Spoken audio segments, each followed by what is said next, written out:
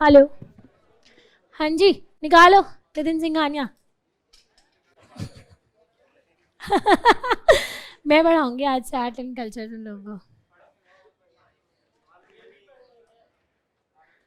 अरे बताओ, कुछ कुछ ही लोगों से शौक मिला। मेरा मेरा परमानेंट जोक है हर जगह जाके यही मारती हूँ। बेसिकली मिले होंगे आप लोग मिले होंगे आप लोग मुझसे कहीं ना कहीं टॉपर स्टॉक में या किसी चीज़ में। माई सेल्फ संजना, मैं क्लासरूम रिव्यू टीम में विजन आईएएस में हूँ and right now I am here. जो आप लोगों के टेस्ट वगैरह चल रहे हैं वो डिस्कशन, रिजल्ट आया था एंड ऑल, थोड़ा सा मतलब आप लोगों को थोड़ा सा संतावना देने आई हूँ मैं, नॉर्मल भाषा में बोलूँ तो। और एक और प्रॉब्लम आ रहा है कि पोर्टल के लिए अभी तक भी लोग इक्विप्ड नहीं है। अभी भी आ रहा है कि हम टेस्ट नहीं एक्सेस कर पा रहे हैं या हमारा ये प्रॉब्लम आ रहा है वो प्रॉब्लम आ रहा है। थोड़ा सा वो ब्रीफ करूँगी, ज़्यादा टाइम नहीं लूँगी। जब तक नीरज सर नहीं आ रहे तब तक मैं यहाँ पे हूँ। ऐसा नहीं है कि वो आए नहीं है इसलिए मैं यहाँ हूँ, मतलब मुझे बोला गया है यहाँ आने के लिए। ओके, सो बेसिकली वेबसाइट पर जब आप जाओगे तो आपके सारे रिसोर्सेज वहाँ पे अवेलेबल रहते हैं। जो भी आपको QRN देखना है, वैल्यू एडेड मटेरियल देखना है, बहुत सारे रिसोर्सेज। हमने ये भी देखा कि स्टूडेंट्स को पता ही नहीं होता कि न्यूज़ टुडे क्या है, वैल्यू एडेड मटेरियल क्या है। ये चीज़ें थोड़ा जान लो, बहुत इंपॉर्टेंट चीज़ें हैं और काफ़ी यूजफुल रहने वाली हैं मेंस के टाइम पे तो स्पेशली, ठीक है। और QRM आपको प्रीलिम्स में बहुत हेल्प करेगा, एक ही जगह पे सारे टॉपिक्स मिल जाएंगे। You can easily prepare them from infographics. अरे प्लीज सुन लो यार, थोड़ी देर ऐसे बेइज्जती मत करो मेरी। हाँ बोलो। व्हाट्सएप वाला, व्हाट्सएप चैनल का लिंक है, वेबसाइट पे जाओ, उसको ओपन कर लो, उस पर जो भी अपडेट आएगा आपको मिलता रहेगा, ठीक है। बाकी उसमें हो क्या रहा है, न्यूज़ टुडे आ जाता है, न्यूज़ टुडे का वीडियो आ जाएगा, कुछ क्वेश्चंस आते हैं रेगुलर, कुछ क्विज क्वेश्चंस डालते हैं, तो वो आप ज्वाइन कर सकते हो। अगर आपको लिंक चाहिए तो आप वेबसाइट जब खोलोगे तो नीचे आपको लिंक दिख जाएगा। जब आप अपना स्टूडेंट पोर्टल लॉग इन करते हो तो यू शुड, ऑनलाइन वाला स्पेशली ध्यान से सुन लो, यहाँ आपके जो पॉइंट्स हैं आपको पता होने चाहिए। अभ्यास का अभी धीरे धीरे अभ्यास आएगा, आप लोग दोगे भी पता चल जाएगा। ओपन टेस्ट कुछ हो भी चुके हैं, अभी एक और 26 को CSAT का है। ओपन टेस्ट और नॉर्मल टेस्ट में डिफरेंस क्या है? ओपन टेस्ट में आपको ओवरऑल रैंकिंग पता चल जाती है, 10-15 हज़ार लोग वो पेपर दे रहे होते हैं। अभ्यास में पिछले बार 26 हज़ार लोगों ने पेपर लिखा था, तो वो आपको यूनिवर्सल रैंकिंग अपनी पता चल जाती है। UPSC के पेपर निकालने हैं, क्लासेस अपनी प्रीवियस देखनी है, मेंस का टेस्ट अपलोड करना है, प्रीलिम्स का टेस्ट अपलोड करना है, या टेस्ट अटेम्प्ट करना है, या कोई स्टडी मटेरियल निकालना है। इंटरव्यू के रिगार्डिंग जब आप लोग मेंस क्वालिफाई करोगे तो इंटरव्यू पोर्टल आपको असाइन हो जाएगा, जहाँ पे आपके एलोकेशन सेशन या DAF session, pre DAF analysis, then mock 1 mock 2 जो भी चीज़ें हैं वो सारा आपको असाइन होगा। फीचर्स अभी नहीं होगा वो। अपलोड असाइनमेंट्स, अगर आप जो भी असाइनमेंट लिख रहे हो जिस भी क्लास का, आई गेस ये सबको आता होगा ये चीज़ें। आपके बैच, आप लोग तो मतलब बुजुर्ग हो गए हो अभी, है ना आप लोगों के लिए कोई इंपॉर्टेंस नहीं रखती वो चीज़। डिस्कशंस वगैरह आपको अपकमिंग जो भी टेस्ट हुआ है उसका डिस्कशन, जो अभी टेस्ट हुए हैं उनके भी डिस्कशंस जल्दी हो जाएंगे और वो भी आप लोग देख सकते हो। देन एक्सपर्ट, यहाँ पे ऑल हैंड आउट, ये बहुत कॉमन क्वेश्चन आता है, आपके बैच में भी आता है कि हैंड आउट कहाँ है। तो जब ऑल हैंड आउट पे जाओगे ना तो आपके बैच के सारे हैंड आउट्स आपको मिल जाएंगे एंड यू कैन सिंपली जो Ctrl+F करके अपना हैंड आउट ढूंढ लो, जो भी ढूंढना है। एक और ऑनलाइन वालों, अकेडमिक और टेक्निकल क्वेरी में डिफरेंस समझो। टेक्निकल क्वेरी, आवाज़ नहीं आ रही, वीडियो नहीं आ रही, कोई प्रॉब्लम है, वो टेक्निकल क्वेरी है, उसको टेक्निकल में ही पूछो जाके। अकेडमिक में अकेडमिक क्वेरी पूछो। अगर अकेडमिक में टेक्निकल पूछोगे, टेक्निकल वाले को वो क्वेरी दिखेगी ही नहीं, तो आपका इशू रिजॉल्व ही नहीं होगा, ठीक है।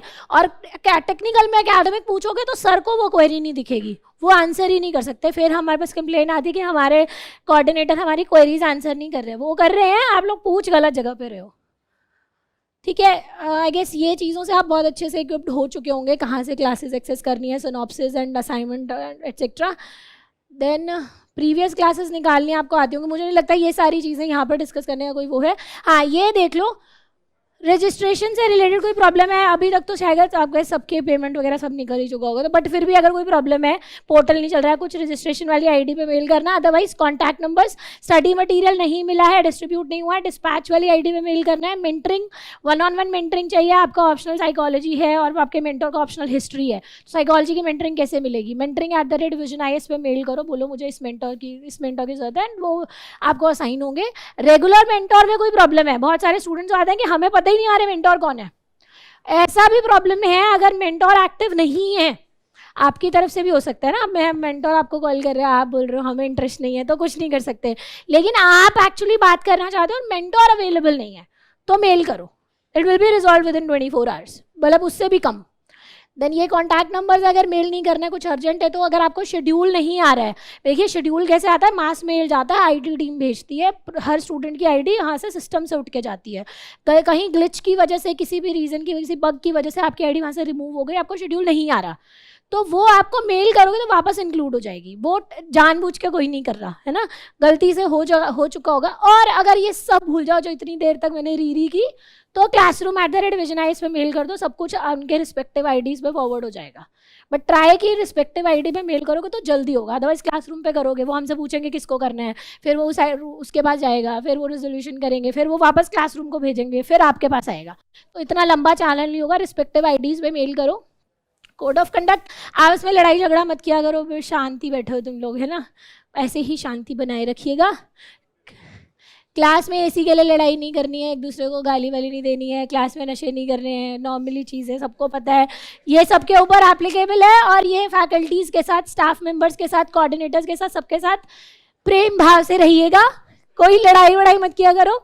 एंड कई बार ये कॉमन होता है कि आप क्लास के बाद जा रहे हो, आप लंच कर रहे हो, डिनर कर रहे हो, एंड देन स्टूडेंट्स, मतलब कोई ना कोई आता है कि भाई आप चले जाओ यहाँ से, तो फिर बच्चे भी गुस्सा करते हैं कि 5 मिनट बैठ जाएंगे तो क्या हो जाएगा। स्टाफ का प्रॉब्लम ये है कि स्टाफ को रूम साफ़ करना है, उसके बाद दूसरी क्लास आएगी, आप लोगों के बाद तो कौन सी दूसरी क्लास आएगी, 8 बजे जाओगे, बट उन्हें घर जाना होता है फिर, है ना, तो थोड़ा उनका एंगल भी समझा करो और उनसे मत पंगे लिया करो बेचारों से, वो कुछ नहीं, नौकरी कर रहे हैं अपनी ना। ये सारी चीज़ें आप लोग कर रहे हो, मेरे को नहीं लगता कि उसमें कोई प्रॉब्लम है। अब ये बताओ कि टेस्ट में क्या हालात थे आपके, कितना गौरव अटेंडेंस क्या था इनका पता है? 90, 77, और कितने बच्चे आए थे? नहीं, उनका बैच स्ट्रेंथ कितना है?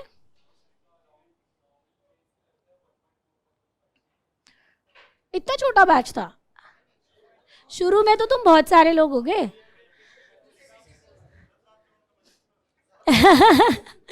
छट गए हो अब बेसिकली यहाँ जितने बैठे हो वो सीरियस हो। अगर इतना लेट तक क्लास कर पा रहा है ना कोई, तो वो निकाल लेगा, आज नहीं तो 2 साल में निकाल लेगा, है ना। मैंने 17 क्लासेस अटेंड की थी, तो उसके तभी तो निकला नहीं।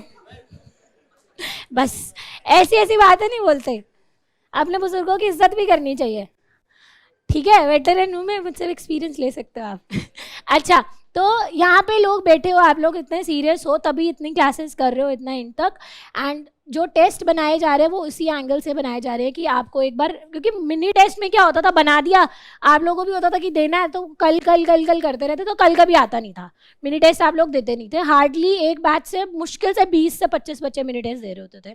तो मंथली टेस्ट में हमने ये भी लिमिट कर दिया कि आप हर टाइम नहीं दे सकते हो, आपको लिमिटेड टाइम है, आओ और उस टेस्ट को दो। बहुत मेहनत से बनाया जा रहा है, 4 दिन पहले सिलेबस डिसाइड होता है, आपको जाता है, तभी फ्रेश टेस्ट भी बनता है, और वो आपके बैच के अकॉर्डिंग ही बनता है, हर बैच के लिए अलग बन रहा है, ठीक है। तो अब वो टेस्ट आपको ये भी नहीं होगा कि अपने दोस्तों से, किसी से ले लिया, अपने फ्रेंड वगैरह से, वो भी पॉसिबल नहीं है, वो आपके बैच के लिए ही बना है, वो आप लोगों के लिए यूज़ होगा, and then it will be waste. तो वो चीज़ ध्यान में रख के करो। एंड देखो, जिन लोगों के मार्क्स अच्छे आ रहे हैं बहुत अच्छी बात है, पहली बार में निकाल लोगे, लेकिन जिनके नहीं आ रहे हैं मार्क्स अच्छे, आप टेस्ट देने आ गए हो, that's a very huge step, ठीक है। जब मुझे ये पता है कि मुझे नहीं आता, फिर भी अगर मैं एग्जाम में बैठने जा रही हूँ, मैं टेस्ट में बैठने जा रही हूँ, दैट शोज कि मैं उसके लिए उतना कमिटेड हूँ, ठीक है। आप घर जाके क्या करोगे, वो 100 क्वेश्चंस तो पढ़ोगे, रिवाइज करोगे, उनको देखोगे क्यों क्वेश्चन गलत हो रहे हैं, तो उतना तो प्रिपेयर हो जाएगा, ठीक है। इस आइडियोलॉजी से जाओ, टेस्ट ज़रूर दो। वहीं से बहुत सारे लोग होते हैं जो सिर्फ टेस्ट से ही सारा प्रिपेयर कर लेते हैं। I also wrote my mains, मैंने एक बार सिर्फ 2 इंस्टीट्यूट की 2-2 साल की टेस्ट सीरीज और मेन्स 365 उठा के मेन्स लिख दिया था, अच्छा खासा हुआ था, अच्छे खासा स्कोर भी आया था। ये कि कर सकते हो, ठीक है, मतलब करो मत, आइडियल नहीं है, बोलना नहीं चाहिए, but this is also a good way अगर आप टेस्ट के थ्रू भी प्रिपेयर कर रहे हो। ह्यूमन माइंड की एक नॉर्मल टेंडेंसी होती है, आपने जो सही किया है वो आप भूल सकते हो, उसको वापस गलत भी कर सकते हो, लेकिन जो गलत किया है ना उसको जब पढ़ोगे वो वापस गलत नहीं करके आओगे, कि पता है एक बार ऑलरेडी हम गलती कर चुके हैं, ठीक है। तो मेक श्योर कि टेस्ट लिखने आ रहे हो, एटलीस्ट अगर आप लिखने आ जाते हो तो 1 स्टेप क्लोजर। जो लिखने ही नहीं आ रहे हैं वो इसमें नहीं आए, अगले में भी नहीं आएंगे, उससे अगले में भी नहीं आएंगे, फिर उसके बाद लगेगा कि चलो 1 साल खत्म हो गया, अब अगले साल का अटेम्प्ट देते हैं, फिर बोलेगा अभी तो बहुत सारा टाइम बचा है, अभी नहीं पढ़ते, अपन पढ़ेंगे दिसंबर से, फिर दिसंबर में आप लेट हो गए, चलो अगले साल का अटेम्प्ट देते हैं, ऐसे ही साइकिल में फंसते हैं, है ना। ये बात सोचो कि अब बहुत सारे लोग ऐसे भी होंगे जिन्होंने अभी डिसाइड कर लिया होगा कि 24 का अटेम्प्ट तो अपन नहीं दे रहे हैं क्योंकि हमें नहीं आता, तैयारी नहीं हुई है। देखो इस साल यही सोच के अटेम्प्ट दो कि देना है, this is the final step, this is the final attempt, prepare करो अच्छे से। और नेक्स्ट टाइम अगर नहीं होता है तो मेंस लिखने का एक्सपीरियंस मिल जाएगा, क्या पता इंटरव्यू भी क्लियर हो जाए, और नहीं होता है तो एटलीस्ट आपको ये आइडिया हो जाएगा मेरा 75% प्रिपेयर है, अगले साल सिर्फ करंट अफेयर्स पढ़ना है, रिवाइज करना है, and I will be good to go for prelims and even for mains, है ना। तो अपना 100% देके चलो। देखो यूपीएससी में कभी भी ऐसा नहीं होगा जैसा हम नॉर्मली स्कूल कॉलेज में करते थे ना, कि इकोनॉमिक्स पढ़ लिया, ज्योग्राफी पढ़ लिया, हिस्ट्री पढ़ लिया, अब रिवाइज करूंगे और पेपर देने चले जाएंगे, वो कभी नहीं होगा। It's a very dynamic paper, you will never feel satisfied paper clear होने के बाद भी नहीं। इस बार जितने टॉपर्स आए, बहुत सारे रैंकर्स आते हैं, वो भी आके बोलते हैं कि आज बैठा दो, एग्जाम में नहीं क्लियर कर पाएंगे, एंड इट्स ट्रू। तो ऐसा कभी नहीं होगा कि आप लोग टेस्ट अपना मतलब ऐसे लगेगा कि आज मैं प्रिपेयर हूँ, आज मुझे यूपीएससी के पेपर की पूरी मेरी तैयारी होगी, तब तक अगर ऐसा होगा कभी तो तब तक उम्र निकल चुकी होगी, है ना। वो चीज़ नहीं करनी है। ट्राई टेकिंग द टेस्ट, जो भी उसमें इशू आ रहा है, कोई प्रॉब्लम आ रहा है, मेल टू अस। और अभी बताओ फीडबैक क्या है। सिलेबस आपका हो जाएगा पूरा जनवरी तक, ठीक है। Tanu, ma'am, I could not find prelims and mains discussion videos on portal. Even I tried to correct place, it is written that there is no discussion. बच्चा अगर आप बात कर रहे हो अभी जो टेस्ट हुआ था उसका डिस्कशन नहीं हुआ है, जब डिस्कशन होगा आपको मेल भी आएगा और आपको वीडियो भी एक्सेस हो जाएगा। किरण, अलग से ऑप्शनल के लिए मेंटोर नहीं होते हैं, बट 1-on-1 मेंटरिंग के लिए आप एक बार के लिए सेशन ले सकते हो। You can request a mentor कि मुझे इस ऑप्शनल के मेंटोर की ज़रूरत है, जैसे अगर कोई इकोनॉमिक्स वाला है तो मुझसे मिल सकते हो, या वहाँ पे भी बोलोगे तो मेरे पास ही आएगा, या 2-4 लोग ही हैं इकोनॉमिक्स वाले, तो वो आपको गाइड कर देंगे। नेक्स्ट टाइम आप रिक्वेस्ट कर लो कि मुझे सेम मेंटोर से बात करनी है। हाँ, ऐसा नहीं होगा कि वो थ्रू आउट द 4-5 मंथ्स वो आपके साथ रहे और आपके सेशंस लें और ये सब करें, है ना। देखो मेंटरिंग हम लोगों ने अपने हिसाब से डिज़ाइन की है, that's a very well researched technique की किस तरीके से क्या करना है, लेकिन आपको स्मार्ट बनना है और आपको देखना है कि मुझे उसको कैसे यूज़ करना है। आपको सेशन बोरिंग लगता है, मेंटोर से कांटेक्ट में रहो कि सर सेशन में नहीं आना, नहीं है टाइम, या मेरे को नहीं फ्रूटफुल लग रहा है, बट मुझे यहाँ पे डाउट्स लेने हैं, अपना एक हफ्ते में कॉल करो, अपने सारे डाउट्स रिजॉल्व कराओ। बेसिकली जो रिसोर्स मिला है उसको स्मार्ट बनो और यूज़ करो, ठीक है। और कोई प्रॉब्लम है? अभिषेक, इतनी ज़्यादा क्लासेस बच्चा इसलिए कैंसिल होती है क्योंकि फैकल्टी या तो नहीं है या कुछ टेक्निकल इशू आता है। मतलब ऐसे ही नहीं होता कि आज चलो क्लास कैंसिल कर देते हैं, R1 की क्लास कैंसिल कर दी, ये नहीं होता। देयर इज़ जेन्युइन रीज़न, कभी कुछ भी प्रॉब्लम हो सकता है, किसी के फैकल्टी के घर में कोई प्रॉब्लम हो गया, हेल्थ इशू हो गया, या यहाँ पे वेन्यू में हो सकता है कैमराज ना काम कर रहे हो, कुछ इस तरह, या स्टाफ ही नहीं है मेंटेन करने के लिए, तो ये सारे टेक्निकल इशूज़ है, ऑपरेशनल इशूज़ है, इसकी वजह से ही क्लास कैंसिल होती है, अदरवाइज नहीं होती, ठीक है। हाँ जी,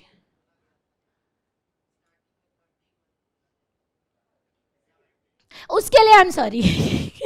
देखो गलती है, आई एक्सेप्ट। अभी we are trying to rationalise it, थोड़ा क्लासेस भी एक्सटेंड हो जाते हैं। कई बार हम फैकल्टी को बोलते हैं आप 25 क्लास में करो, बट अगर वो 30 क्लास में जा रहा है तो हम ये भी नहीं रोक सकते, क्योंकि वहाँ पे हमें भी पता है कि आप लोगों को बेनिफिट मिल रहा है और फैकल्टी को भी सेटिस्फैक्शन चाहिए, अपना सब्जेक्ट मैंने पढ़ाया है। तो वहाँ पे अगर क्लासेस एक्सटेंड हो रही है तो वो आगे बढ़ता जा रहा है, कुछ कभी क्लासेस कैंसिल हो गई, वो भी एक इशू आ जाता है। तो ये सारे रीजंस की वजह से कुछ हुआ है। मे बी आपका बैच बहुत ज़्यादा लंबा भी था, वो बहुत ज़्यादा वेल प्लान्ड भी चीज़ें मे बी ना रही हो, है ना। तो I really apologise for that, but अभी भी still you will have enough time. आप लोगों के पास RB1 के पास तो बिल्कुल भी ऐसा नहीं होगा कि भाई हमारे पास टाइम नहीं है। आप लोग इजीली जनवरी में फ्री हो जाओगे, फरवरी, मार्च, अप्रैल अच्छा खासा टाइम है, यू कैन इजीली प्रिपेयर, है ना। हाँ जी,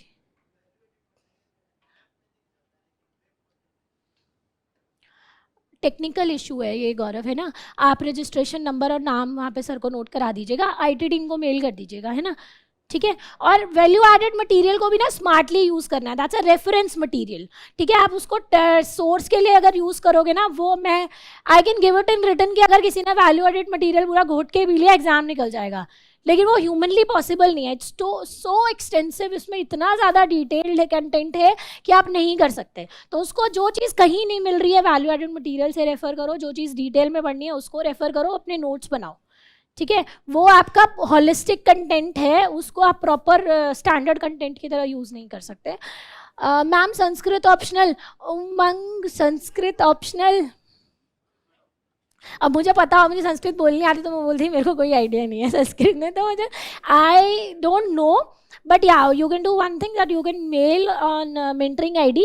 There might be someone, because we are a team of 1500 people, तो कोई ना कोई संस्कृत वाला मिल जाएगा.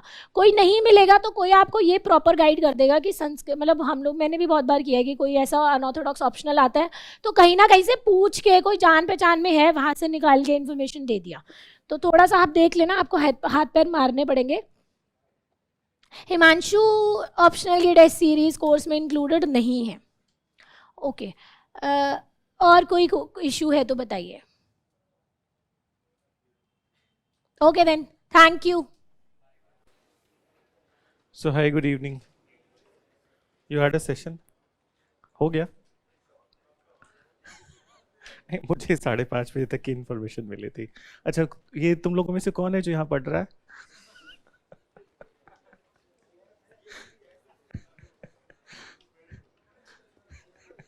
इसी इवेंट से कोई होगा. चलो, सो cave part we have completed, and then we'll start with the sculpture. Wait करो.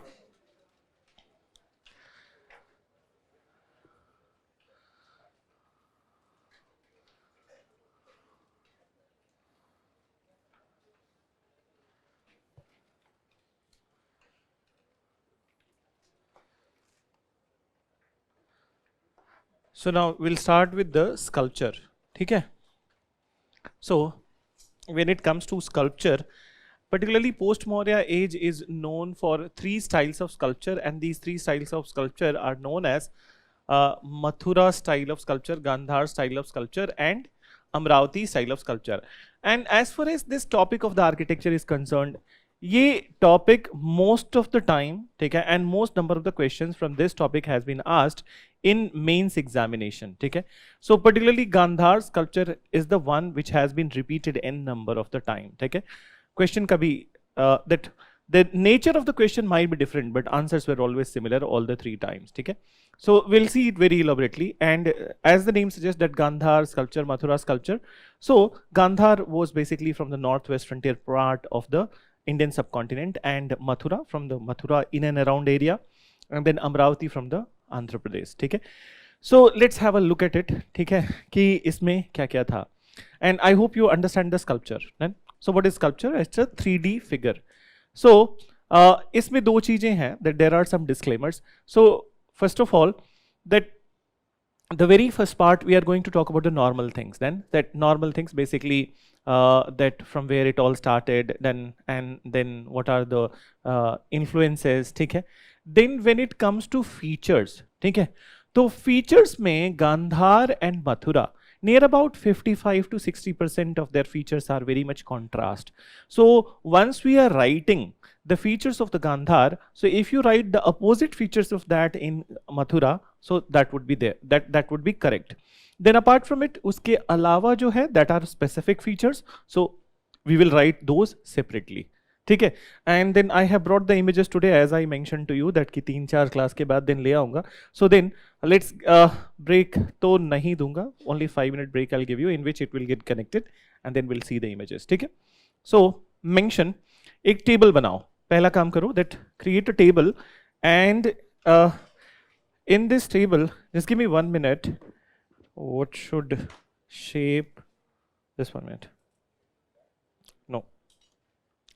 Anyways, so here and in this part we will write Gandhar. बात कम करो. ठीक है? पिछली क्लास में बोला था, समझ नहीं आया तो बात समझने की कोशिश करो, नहीं तो मैं बहुत सीरियस हूं, that I will leave the class. मैं पढ़ाऊंगा नहीं फिर दिन, या तो बात ही करो. So Amravati. So these are the 3 sculptures. And so पहले, very first thing that what we'll be doing, that we'll be comparing these two sculptures, and ये बाद में इसके बारे में लिखेंगे. But then when it comes to the initial features, so initial features like the area, the material, that will be writing. So just give me 1 minute. इसमें so basis यहाँ पे लिखो, you write a basis, then and So first we'll talk about the area itself, that where, and this table will go very long. ठीक है, अभी एक page पे start किया है, it will go to second or third page also, because so many features are there in this one. Then, so now area. So when it comes to area, this was practiced in Northwest Frontier Province. Northwest Frontier Province. Northwest Frontier Province, ठीक है. And I hope you know that where is Northwest Frontier Province.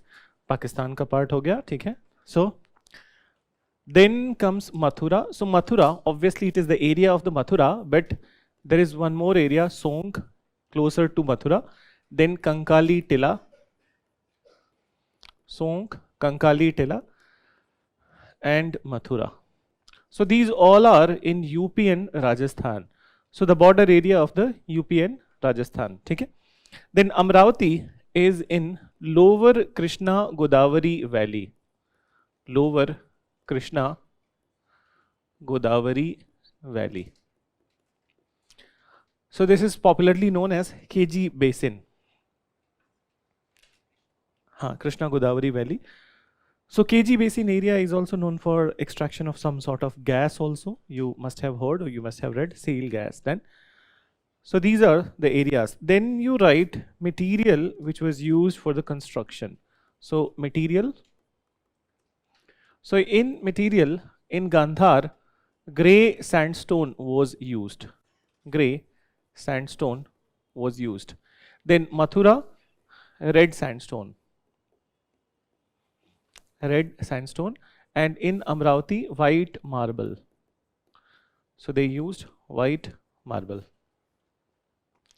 Then next one you mention after material. So mention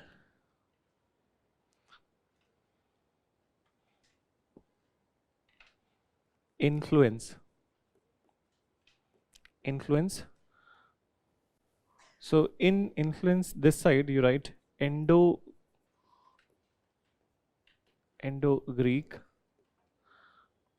Just give me 1 minute. Indo-Greek mat likho, Greco-Roman and Bactrian influence.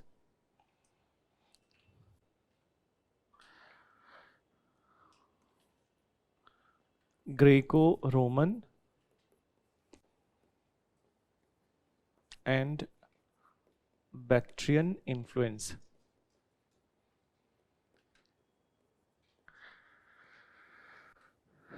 Bactrian influence, ठीक है. So Greco-Roman and Bactrian influence. Be specific in the spelling of Bactrian. Don't write bacteria. So then next you write in this part no outside influence. No outside influence. And here also no outside influence. It can also be said in this one, it was totally indigenous then. So both of them are totally indigenous, meaning that Indian origin. Then after area, material and influence, the third basis of comparison.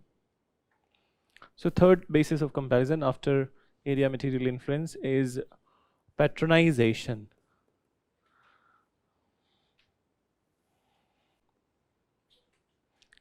Patronization.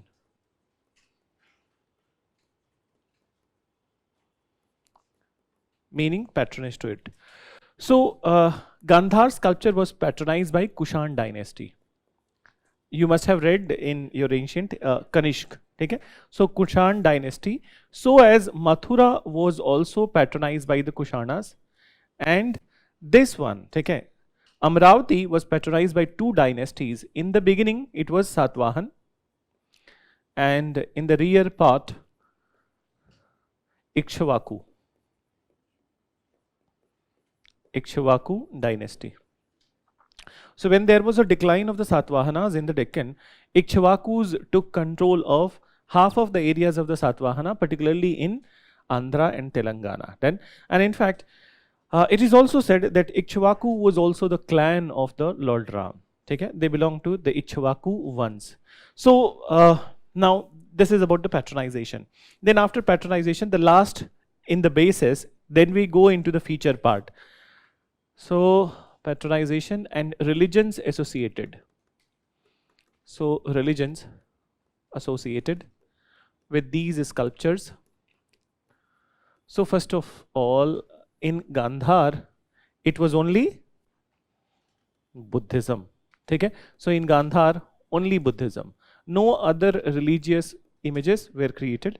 Then in this particular part, Buddhism, Jainism and Hinduism. So all the three popular religions of this time, they were presented in this one. So Buddhism, Jainism and Hinduism. And then in this one, so it is Buddhism.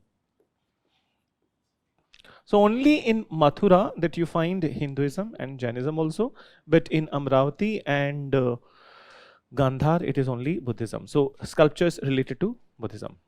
So now this is the basis part.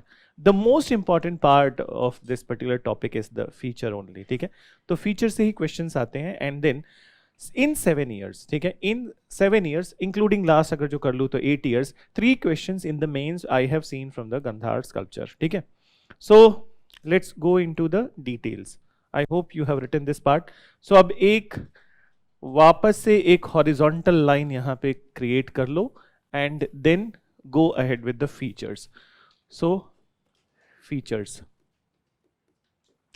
So as I mentioned to you कि features में सबसे पहला काम, very first thing that we will compare, we will write the features of Gandhar and Mathura, and then as we mentioned that कि लगभग near about approximately 60 to 55 to 60% features are contrasting.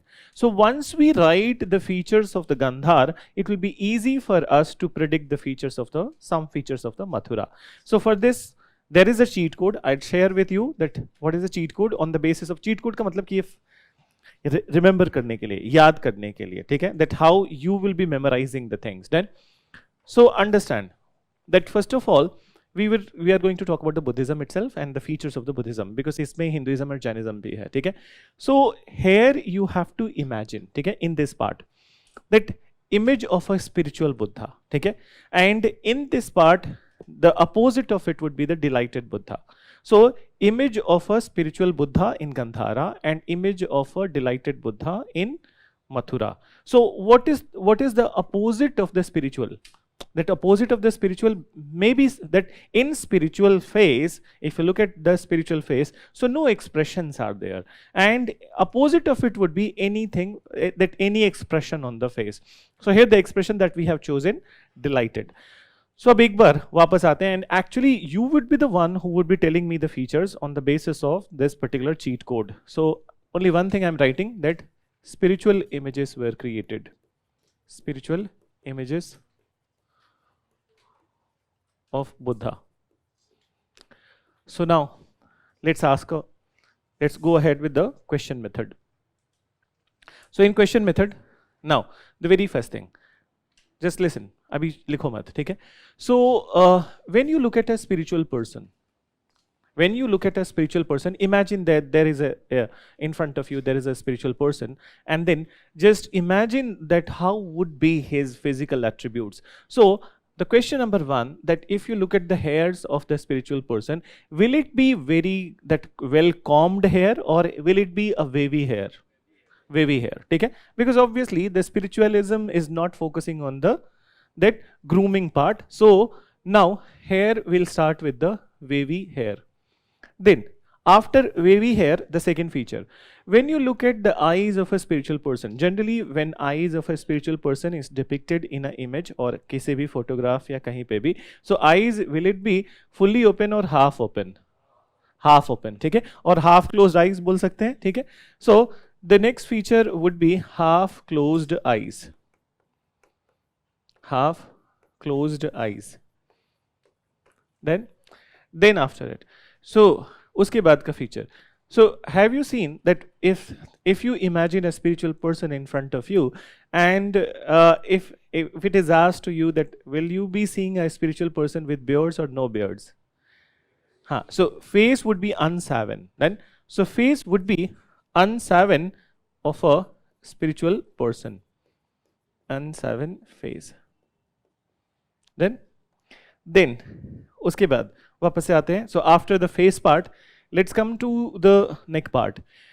So do you consider that a spiritual person, will he be wearing hell lot of ornaments or very minimal ornaments? Minimal, ठीक है. But एक और question उठता है that spiritual person, why at all he will be wearing any ornaments? Less ornament की बजाय हम कहें कि no ornaments.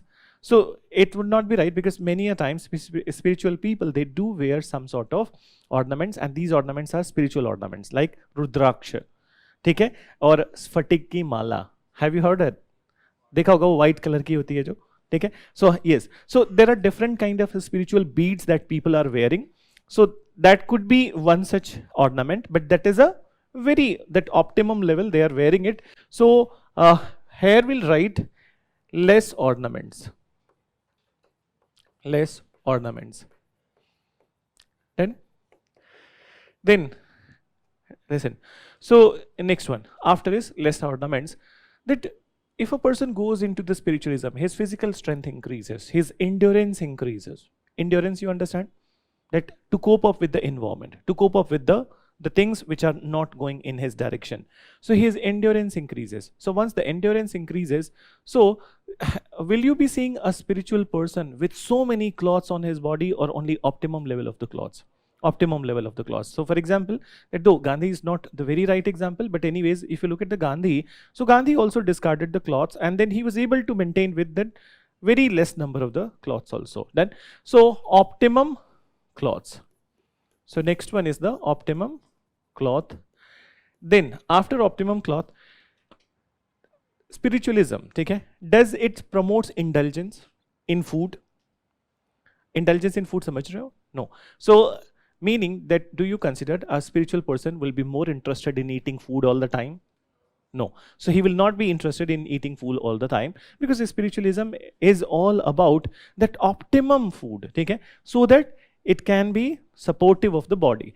So then if a spiritual person is not eating too much, then and then moreover he walks a lot, so how would be his body? Will it be fatty body or lean and thin body? Lean and thin body, ठीक है. So just give me 1 minute. So we can mention that lean and thin body. उसके अलावा one more thing we can mention, muscles and veins visible sometimes. Muscles and veins visible sometimes. Done? So muscles and veins visible sometimes. So now this is what we needed to write about the Gandhar sculpture. ठीक है? अब now, as we mentioned, that some of the features of Mathura are bit opposite of this one, and these are the features जिनके opposite हम उधर लिखेंगे, so that would be right. So let's go into the topmost part. So from where we started. So from here, just give me 1 minute. So here we have written spiritual Buddha, delighted Buddha. Then, so delighted Buddha, and in delighted Buddha, understand. So if a person is delighted, he is not spiritual, he is not looking like spiritual. So then his hairs would be, wavy का opposite क्या होगा? Combed hair. Then, so his hairs are combed hair. Then half closed eyes, हाँ, fully open eyes, ठीक है? So fully open eyes. In one of the class somebody said to me कि sir, मतलब ये कभी-कभी गलत भी हो सकता है, because when I laugh, so my eyes are closed completely. तो वो अलग बात है, किसी का specific feature है कि हंसते वक्त आंखें बंद हो जाती हैं. That, but then not all the time. So fully open eyes, and then here it would be 7 face. So 7 face. Then less ornaments, more ornaments. More ornaments.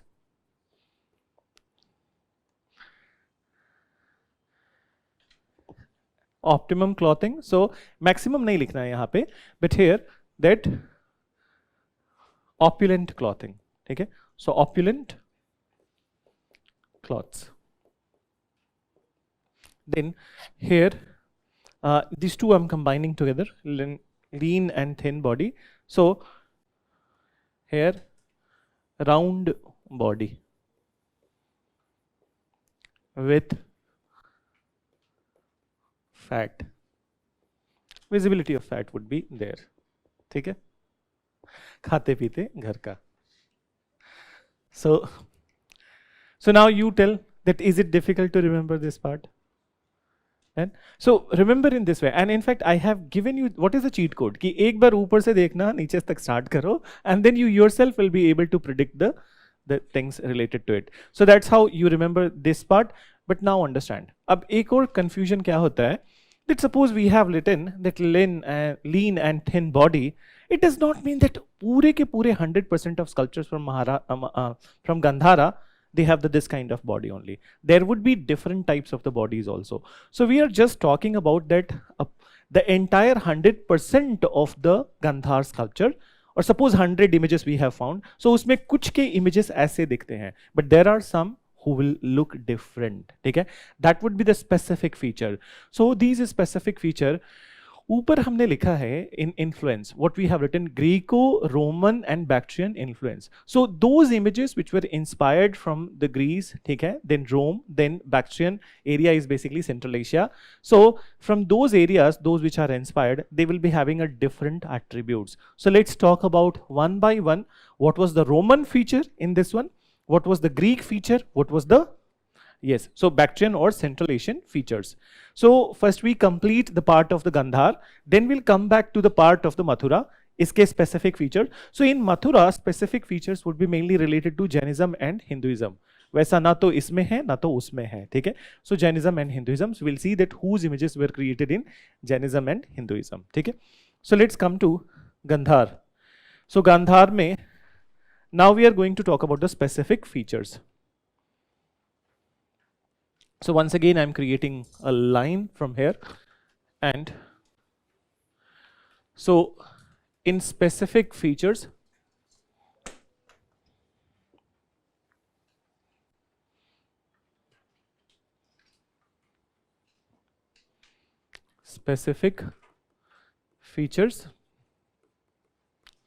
and we'll start our discussion with Greek features. So here I'm writing Greek features in this part. Then, so Greek features of Gandhar. Oh, I have written over there in the, but ये basis में लिखना, ठीक है? Specific features you'll be writing in basis, and this we are writing in Gandhar. Then, so now in Gandhar, Greek features. So Greek meaning that the area of the today's Greece, but today's Greece is just a small country. Greek means that entire Macedonia, ठीक है? So you must have heard in your ancient history, Alexander. You must have read about Alexander. So Alexander the Great, he came from the Macedonia. So Macedonia was the area of the not only the today's Greece, Albania, Serbia, ठीक है? Czechoslovakia. These countries, have you heard about it?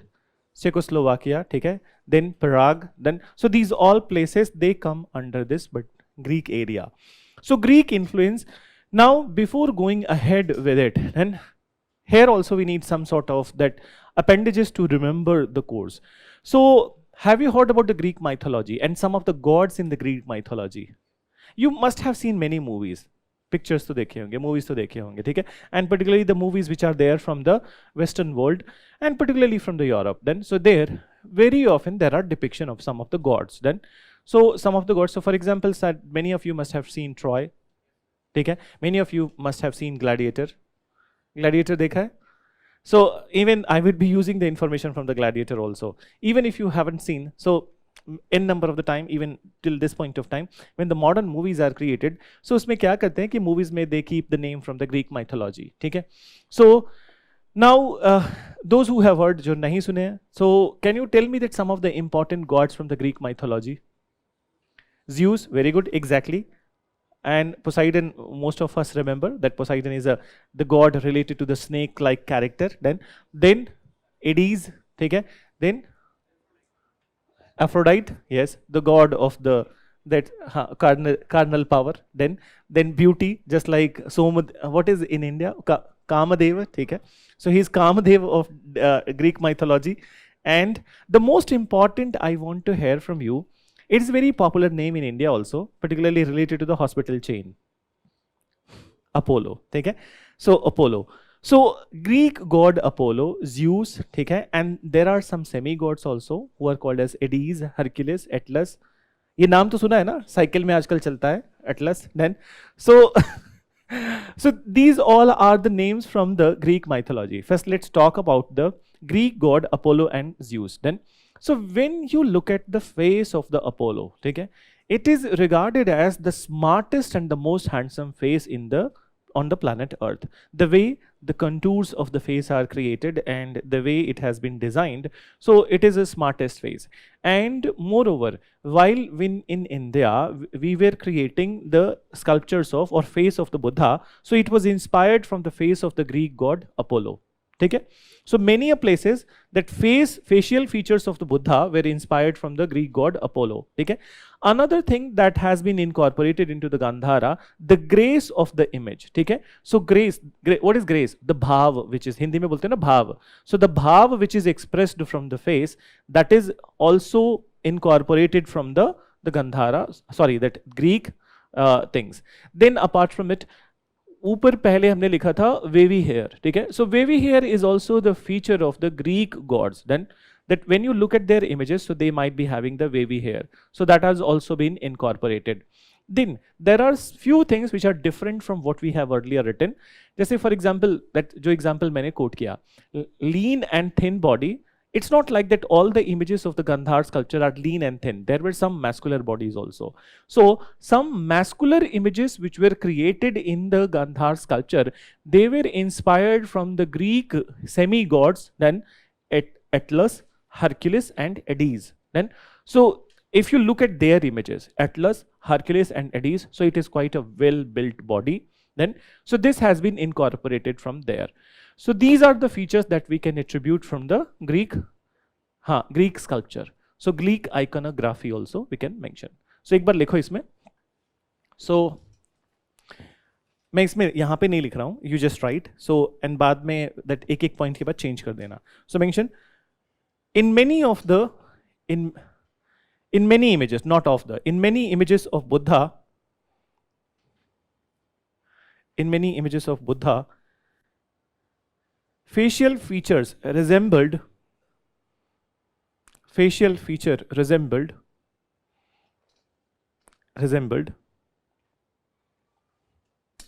Greek god Apollo and Zeus. Greek god Apollo and Zeus. Then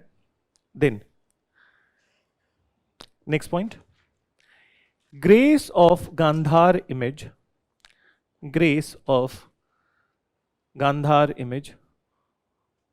was also inspired from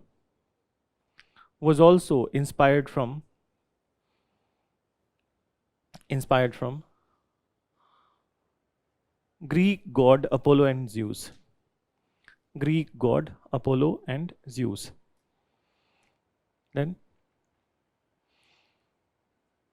Then number 3. So these are the features. Number 3, you write wavy hair was also the common attribute. Wavy hair was also the common attribute of Greek sculptures.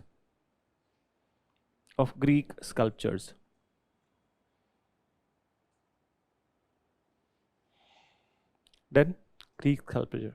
Then mention. Last one, 4th one, you write some of the Gandhar sculptures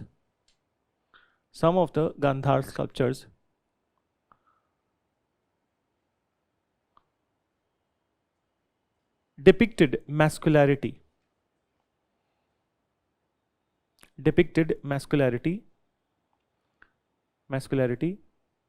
which seems to be inspired from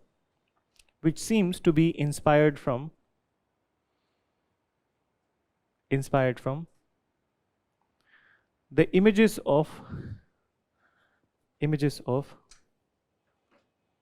Hercules, Atlas, and Hades. Hercules, Atlas, and Hades. Then, so this is what is about the Greek features which has been incorporated into the Gandhara. So some of the images are in line with the Greek methodology. Then let's come to the second part of it. So Roman features. So now Roman features, you are not writing anything in specific one or basis wala part mein. You are writing in the Gandhar itself, and what you are writing, Roman features. Roman features.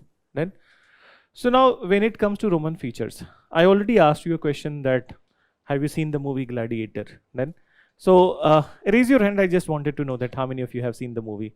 So from this side, only one person, and from this side, few people. Chalo, so I'll have to define that what is Gladiator.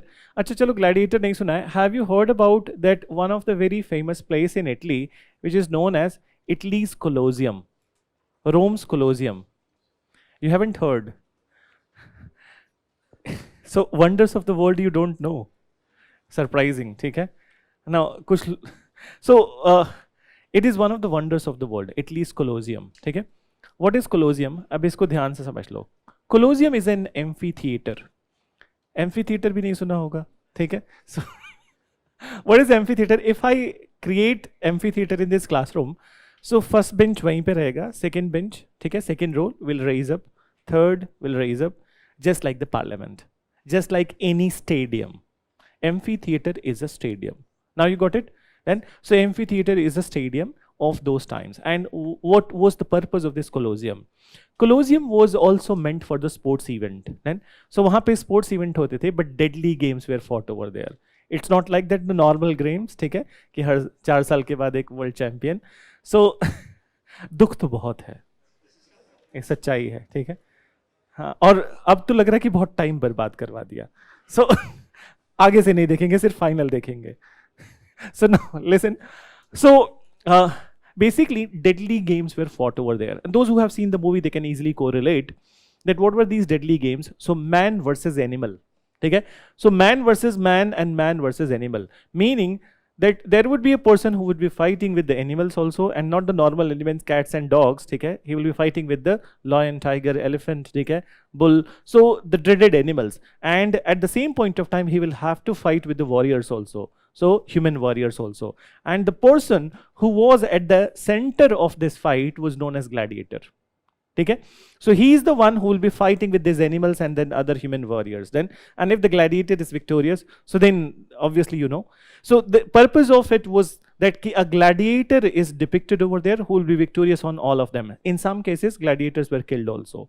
But then this was the game which was very popular in the ancient Rome, and for this purpose, this particular Colosseum was created. So now, if you look at the features of the gladiator, so if a man is fighting with the animal also and the other human warriors also, so his physical attributes must be very stronger. So there was this tradition in Rome to build strong physical attributes in the body. Then, so these strong attributes either depicted with the gladiators or depicted with their mythological figures. Then, so the very first thing would be tall images. And tall images. So this is one part, that a fighter who is fighting with the animals and man also. So he must be having a very tall body. So tall images. Then उसके अलावा, ठीक है, broad shoulders and chest. Broad shoulders and chest. So this is also an attribute of a fighter. So here we're just imagining that Rome में gladiators होते थे, and then you just imagine gladiator के features क्या होंगे. So they will be tall, they will be broad shoulders and chest would be there. Then large forehead and earlobe. Large forehead and earlobe. So bada matha, then earlobe. So everything would be obviously according to the proportion of the body.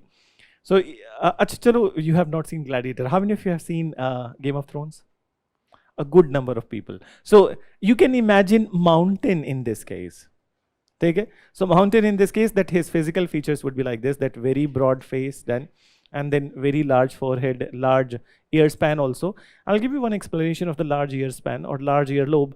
Basically, that when you are fighting, so if you have a large earlobe, so you have a greater circumference in your ear to perceive the threat which is there from all the sides. Then, so basically that these gladiators, they had more hearing capacity just because of this particular attribute. And suppose they are fighting in front with a tiger, then on from the backside somebody is attacking, so they must be very attentive enough, so they must be very that the threat perception must be very high. So that's how large earlobes helped them in perceiving these all kind of threatening sounds or other things. Then, so these are the attributes. Then few more things are there. In Roman style, there was a realistic depiction of the sculpture. ठीक है? So realistic depiction कि बहुत बढ़ा चढ़ा के नहीं बनाते थे. ठीक है? So realistic depiction, and then so this is what is about that the Roman features. Now Bactrian or Central Asian features we need to see. So लिख लिया इतना all of you?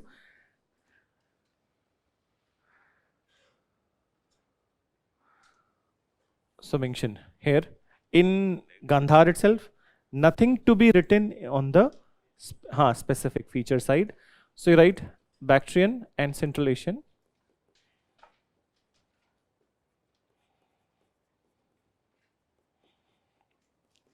Influence or features. So as you know, that Bactria was the name of the kingdom. But nowadays we call this area as the Central Asia, which includes some of the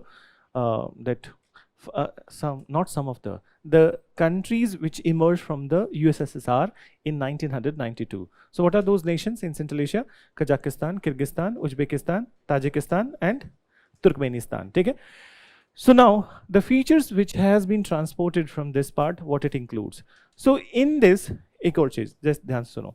So in the images of the Gandhar, which were influenced from the Central Asia, so they also created very tall images. Then I'll give you one example later on. So tall images. Then apart from it, they also created wavy hair. But then there was a difference that we have written generally in the topmost part that no ornamentation. But in Gandhar images, which were inspired from Central Asia, there was a depiction of that some sort of ornamentation in the hair.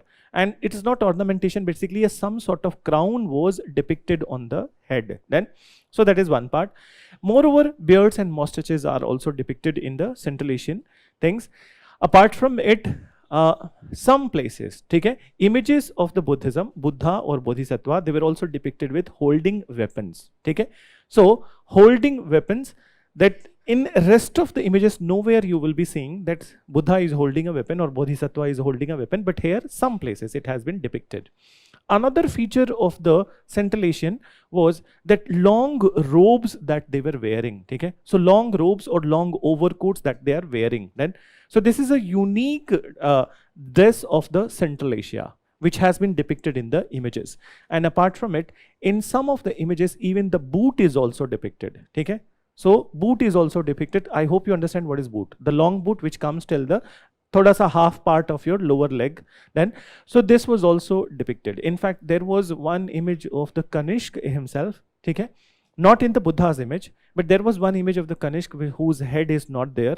And moreover, in this image, Kanishk has been depicted with that long overrobe, and then he is also depicted with a boot, and he is also depicted with the sword and the scaffold of the sword, meaning that Hindi में क्या बोलते हो, मयान, तलवार और तलवार की मयान. So both of the things were depicted, but Kanishk part we are not writing here, we are just writing the Buddhism part. So mention, you write, इसमें लिखो, they also depicted, point wise करके लिखना, number 1 लिखो, they also depicted wavy hair,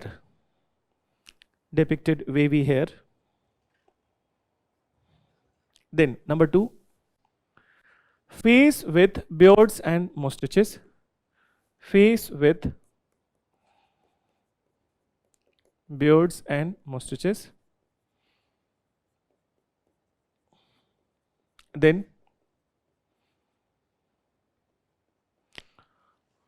ornamentation or crown on head.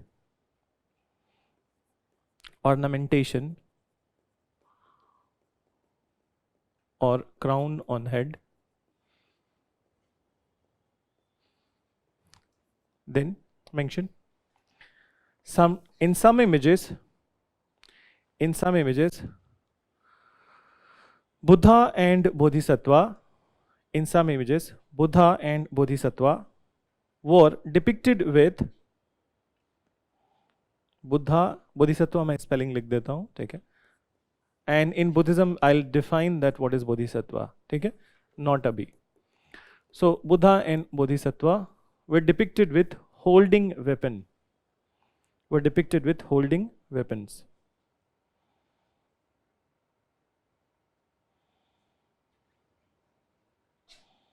Then mention long overcoats and boots. Long overcoats and boots were also depicted. Long overcoats and boots were also depicted. So this is what is about Gandhar, ठीक है. So Gandhar के सारे features including the common ones, then after specific ones, ठीक है, in which Greek feature, Roman feature and Central Asian Bactrian features, ठीक है. So let's come to the Mathura.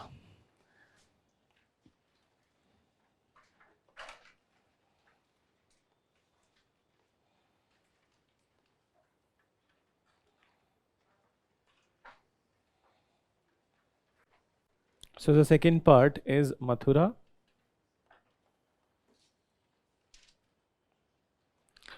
So in this we are going to write about the Mathura.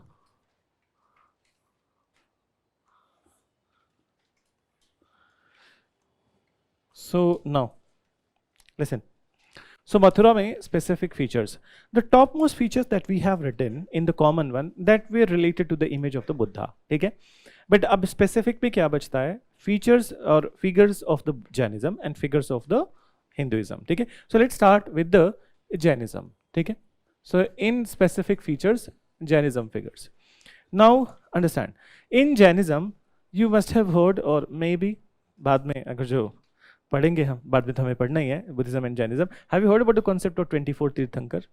So 24 Tirthankars, so their images were depicted in this, ठीक है. Their images were depicted, but the most sought after, ठीक है, or basically the most repeated image was the image of the Mahavir, ठीक है. So Vardhaman Mahavir. So he was often depicted, and moreover whenever they are carving the image of the Mahavir, so completely naked image was carved, ठीक है. So nude image of the Mahavir was carved, and majority of the time that his image is a standing image. Then in this image what else you see, that Mahavir is surrounded by many animals and creepers. Then so creepers, those plant which creep, and then apart from it that animals like snakes and dogs, these all are surrounding him, ठीक है. One more thing which is to be noted, in majority of the Jain images there is a chakra in the middle of the chakra. You understand that there is a wheel which is in the middle of their chest, and so that was depicted as a symbol of the timeline, ठीक है, symbol of the chakra or timeline or time phases. So these were general depictions, and in some of the images, very few images were depicted with some sort of plain cloth, but majority of them were the nude images. So mention, you write images of 24 Tirthankars. Images of 24 Tirthankars were created. 24 Tirthankars were created. But the most repeated image, 24 Tirthankars were created, but the most repeated image belonged to Vardhaman Mahavir. Belonged to Vardhaman Mahavir. Then mention, he was often depicted in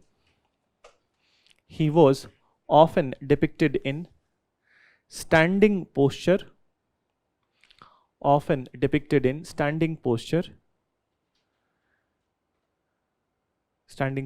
and completely naked.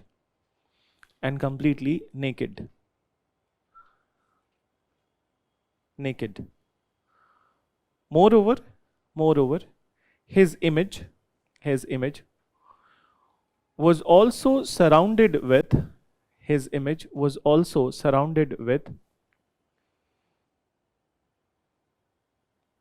plants, animals, creepers, and snakes. Plants, animals, creepers and snakes. ठीक है? Then mention, generally in Jain images,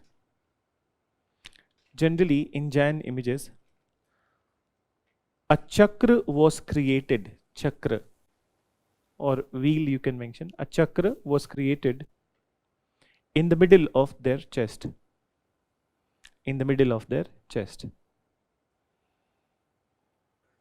Then, so these are the features related to Jainism. ठीक है? Let's talk about the Hinduism. So, give me 1 minute.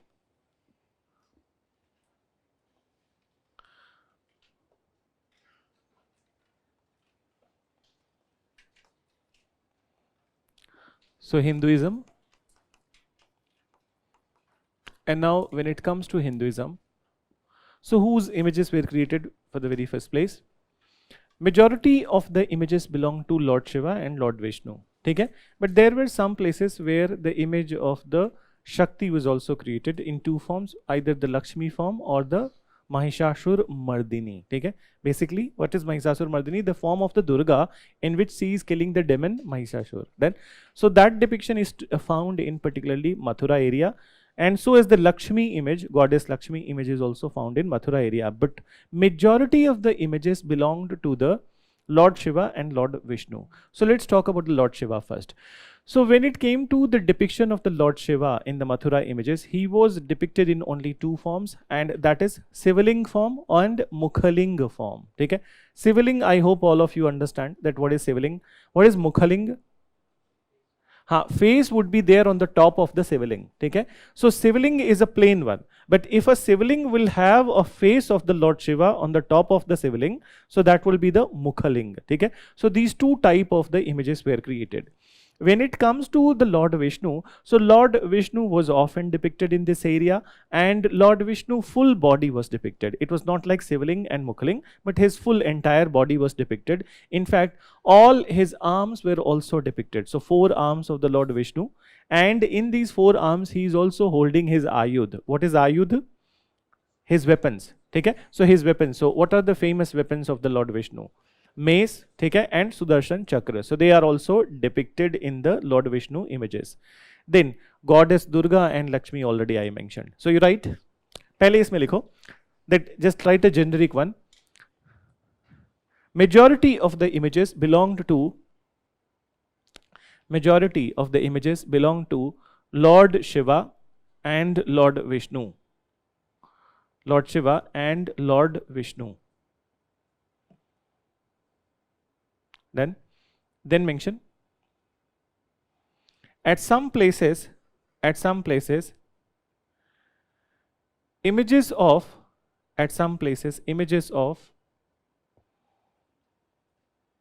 goddess Lakshmi and Durga.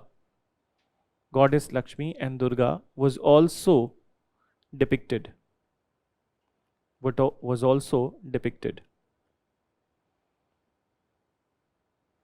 Then mention, was also depicted, full stop. Then Hinduism mention. So Lord Shiva, अब change करके लिखना, Lord Shiva was generally portrayed in the form of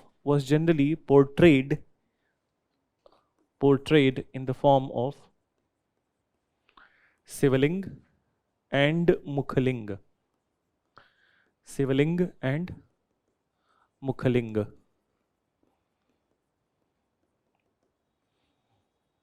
Sivaling and Mukhaling. Then you write,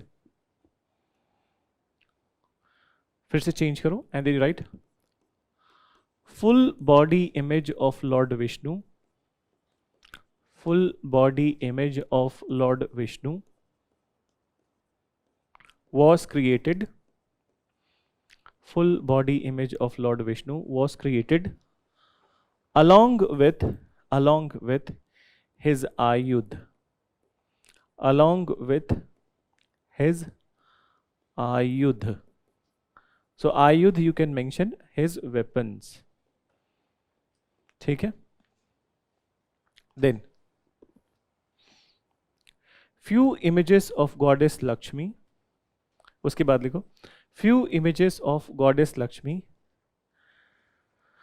and Mahishasur-Mardini was also found. Mardini was also found. Goddess Lakshmi and Mahishasur-Mardini was also found. So now with this we are done with the Gandhar and Mathura. ठीक है? So I know that this is bit big topic, but then I don't think, अब मेरे सोचने से क्या होगा, तुम्हें ऐसा सोचना चाहिए that it's not that difficult to remember, right? So only thing is that only go today and memorize it today, and I don't think that much problem will happen. So I'm again revising that what we have studied. एक बार फिर से, then we'll go into the features of the Amravati, which is very less. Not many features are there in the Amravati. It's only Gandhar and Mathura which is quite detailed. So just listen. So we started our discussion with the three styles in the three areas, and the three areas were Northwest Frontier Province and Krishna Godavari Valley for the Amravati, and Mathura area, which includes the parts of the Rajasthan and UP. Okay? So there it was practiced. Now the Gandhar sculpture, the stone which was used in manufacturing in creating it was the grey sandstone. In Mathura, red sandstone, and in Amravati, white marble. Then patronization, as far as the patronization is concerned, so Gandhar and Mathura both were patronized by the Kushan dynasty. Particularly they flourished at the time of the Kanishk. And when it comes to the last one, Amravati, two dynasties, Satavahan and Ikshvaku. Okay? Then as far as the religions are concerned, so only in Mathura, Buddhism, Hinduism, Jainism, all the three religions of that time were depicted, but Gandhar and Amravati only depicted Buddhism. And it is only Gandhar which had the outside influence, but Mathura and Amravati were indigenous in nature, meaning no outside influence. Let's come to the features. So we started with the features of the Gandhar and Mathura. So in Gandhar, Mathura, the very first feature we have written is spiritual image and then delighted image. So in spiritual image, we have imagined a spiritual person, how he will look like. So we started with the hairs. So hair in the Gandhara, wavy, eyes half open, face unshaven, okay, less ornaments, then optimum cloth, and lean and thin body, sometimes muscles and veins are also visible. Okay? So this is what we wrote. Opposite of it we have written in the Mathura side, delighted Buddha, combed hair, then shaven face, full open eyes, completely open eyes, and then more ornaments, opulent cloth, and the body is round, whereby fat is also, visceral fat is also visible. Okay? So this is what we maintained. After this, we go into the specific features of the Gandhar. So in the specific features of the Gandhar, we started with the Greek part. Okay? That Greek features of the Gandhar, whereby we are mentioning, we have written that the image of the, or basically the facial part of the Buddha and Bodhisattva was very much resembling the Greek god Apollo and Zeus. Then, and the grace of the image was also inspired from the Greek features. Then some of the images had the masculinity, and these images, masculine images, were inspired from the Greek semi-gods like Hercules, Atlas and Zeus. Okay? So this is what we have written. Now let's come to the next part, is the Roman features. So Roman features, we have mentioned that they depicted reality, more closer to the realism, then that no more excessive ornamentation they have not depicted, but then more closer to reality. Then another feature, that in Rome there was a culture of warriorship, okay? That the people in the society, they celebrated that people who had very good physical strength then and physical attributes. So just keeping that in mind, we have imagined some features, that a feature of a warrior, and that warrior we named gladiator. So what are the features? Broad, that large forehead, large earlobe, broad chest and shoulders, then so broad chest and shoulders, and tall images. Okay? So these are the features of the Rome. Then after we are coming to the Central Asia and the Bactrian feature. So it includes that wavy hair, and beards and mustaches would be there, but there is a ornamentation in the hair then.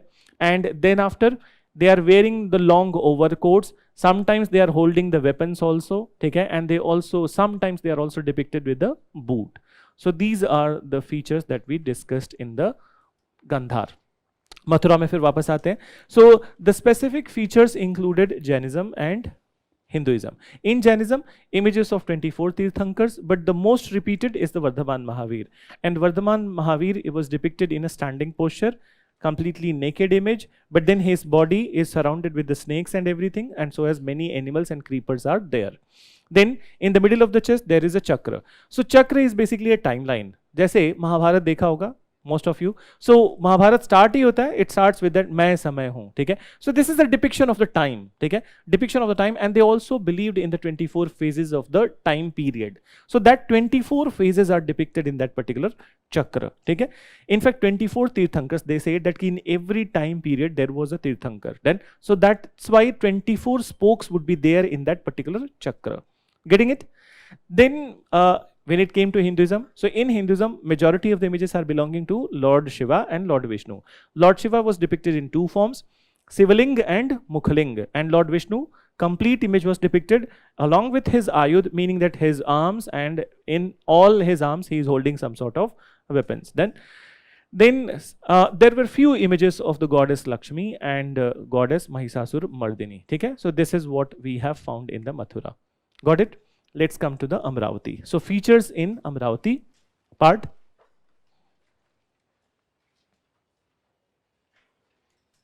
So पता नहीं कहाँ चला गया.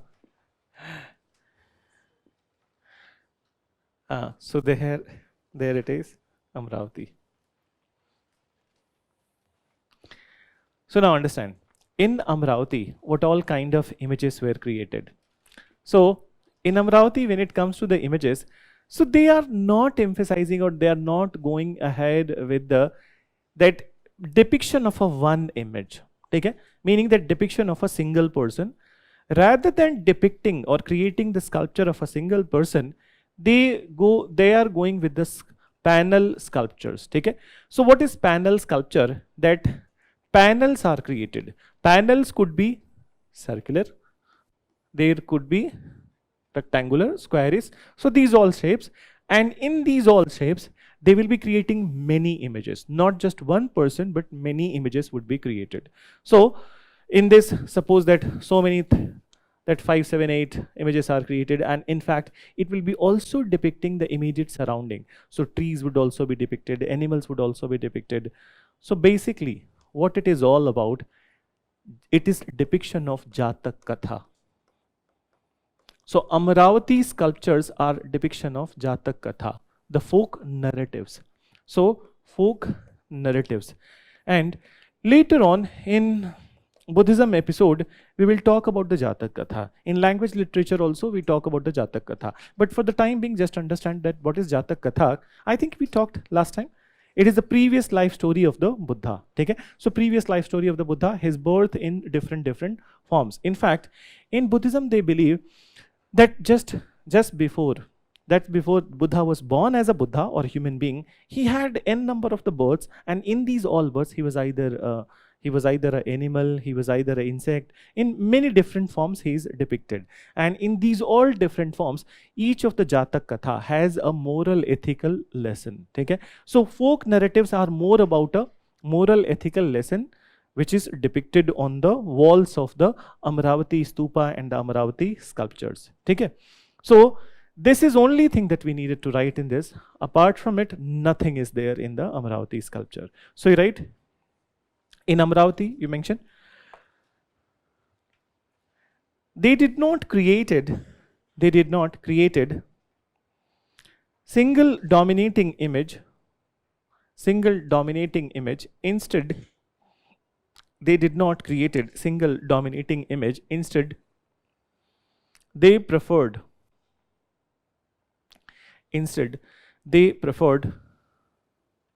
creation of panel images. Instead, they preferred creation of panel images. Then panel images based on previous life story of Buddha. Based on previous life story of Buddha. That is Jatak Katha. That is Jatak Katha or folk narratives. That is Jatak Katha or folk narratives. Folk narratives. Then, so you might be thinking that ki kya hai these all, theek hai? I'll tell you one story. There are n number of the Jatak Kathas, theek hai? So, but then let's elaborate it a little bit, some sort of story. So, for example, one of the very popular Jatak Katha is Queen Maya Devi dream. Likhna nahi isko, just as example. So, I'm just elaborating this part. Queen Maya Devi dream. So, basically, in this Jatak Katha, okay, generally it is depicted in a circular panel. So, one circular panel they will be taking, and in this image, what you will see that there would be some sort of tree. This tree is basically the banyan tree, and there is a image of a lady who is lying on the ground, but she seems to be pregnant. Then there are attendants, okay, attendants, not in this way, and there are angels on the top, okay. So, and then they are showering flowers on the lady, and there is a elephant also, okay.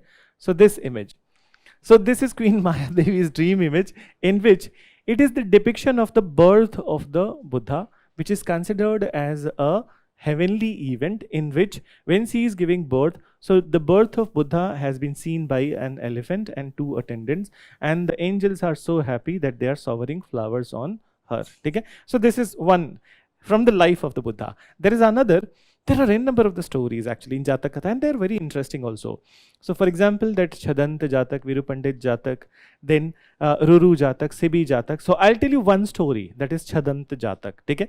So as what we mentioned, ki Buddha in his previous life, he could be anything. He could be animal also, he could be insect also, he could be anything. But there would be always a lesson from that life. So there is a very popular story in Jataka, and this Jataka is known as Chhadant Jatak. So here the name Chhadant, it is the name of an elephant.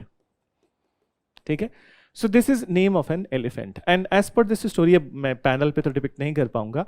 So what is the story? The story is of an elephant who was the king of one such area. And then he was very powerful, he was very influential, but then he was very generous, he was very kind, and he was very pious. Now king had two queens. One fine day, that it was a blooming season, and in the blooming season they decided to take a bath in the nearby lake. They went to take a bath in nearby lake, and they to their surprise, they found a particular tree which was very beautiful, okay? And it was completely laden with the flowers. In fact, the entire valley was laden with the flowers. So they became playful, and they decided that they will play a game of the ball. So they started playing a game of the ball, like football. And in one such case, what happened, that he kicked the ball hit the tree which was having the most beautiful flowers, and beautiful flowers were very sweet smell was there. So as per the story, that all the flowers, they fell on the two queens. Then so the one queen got the flowers which didn't had any insect, but the other queen, that the queen which was very jealous, then so she got the flowers which has ants. Okay?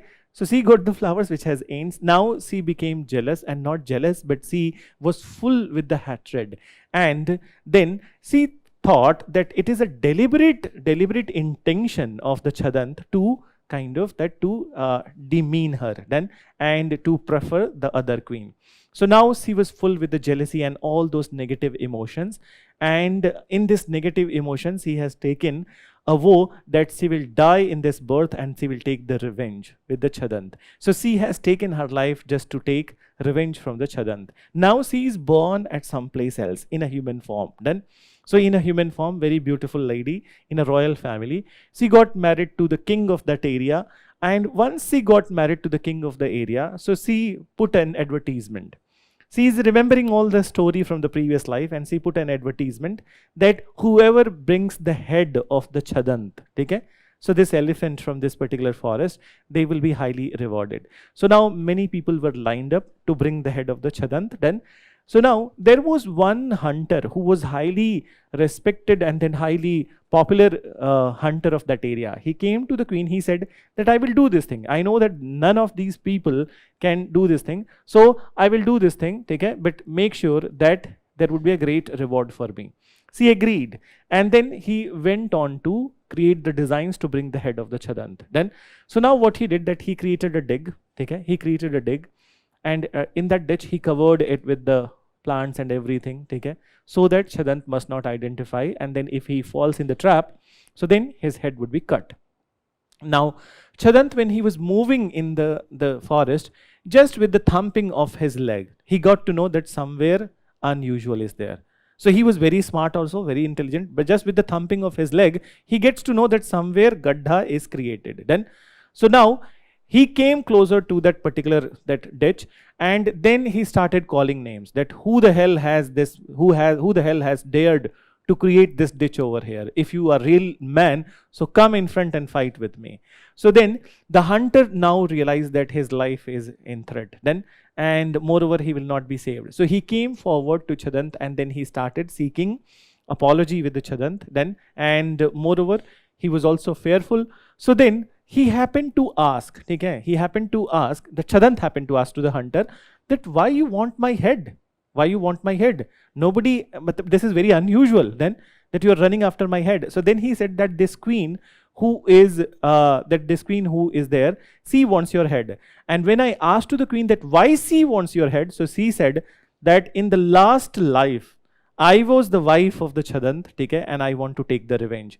Listening to these words of the hunter, so Chadant started crying, and then after he said to the hunter that I'm giving you my own head. If one of my action has hurted somebody in this way, which was not actually intended, but if he has felt, so I will have to repent for it. Then, and he cut his head, he gave it to the hunter. Now hunter with the teary-eyed, he has got to the queen, and then after he maintained to the queen that I have brought it. When she saw the head of the Chadant, then, and she asked about it, how you were able to get this. So then he told the entire story that I would never get his head. It was him only who offered his head to you. And he said that he repented that you felt like that way in that life. Now the queen, that she heard this thing, she was shocked, and she also died because of the shock. Okay? So, so it's the moral of the story is all about the jealousy. Jealousy is an emotion which leads to the destruction. So you need to figure out that what all. So in each and every story, there is one such emotion which has been highlighted, and what it leads to. Even the good things fall off when the people are completely crippled with the jealousy. So in this way, there are a number of the stories, and these all stories. So बाद में कभी-कभी जैसे for example in language and literature, I'll tell you some other stories also. ठीक है? So लिख लिया इसको? Then बस एक काम करो, just write some examples, ठीक है? So most often Jataka stories, most often depicted Jataka stories, लिखो, in the Amravati itself, most often depicted Jataka stories in Amravati were, so write this name, Chadant, then some other I am writing. Queen Maya Devi dream also you write, you start with the war. Queen Maya Devi dream, Chadant Jatak, Ruru Jatak, Mahakapi Jatak,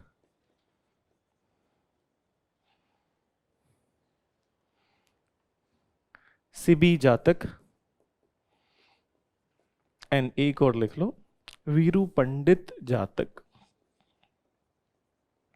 Veeru पंडित जातक. So these are the common or very often depicted Jataka stories in Amravati panels, and not just in Amravati but in many parts of India it is depicted. So this is what is about the sculpture. ठीक है? A sculpture. I would just let me try if I can connect it with this particular. I don't know this screen, how to connect with this screen. और एक काम करते हैं, I'll just give you 4-5 minutes break and then after we'll connect it. क्योंकि फिर topic के बाद to see it is. So Gaurav, call somebody to connect this particular thing.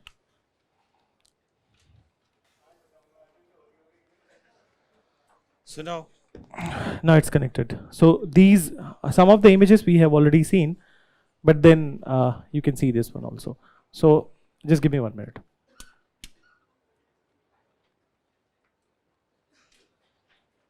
So this was the Mauryan art part, Lomas Rishi cave that we mentioned.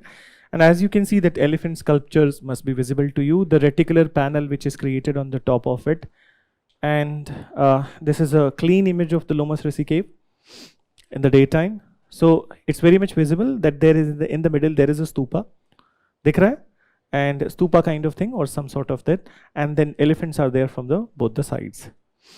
Then Nagarjuni cave, there is not much decoration over here.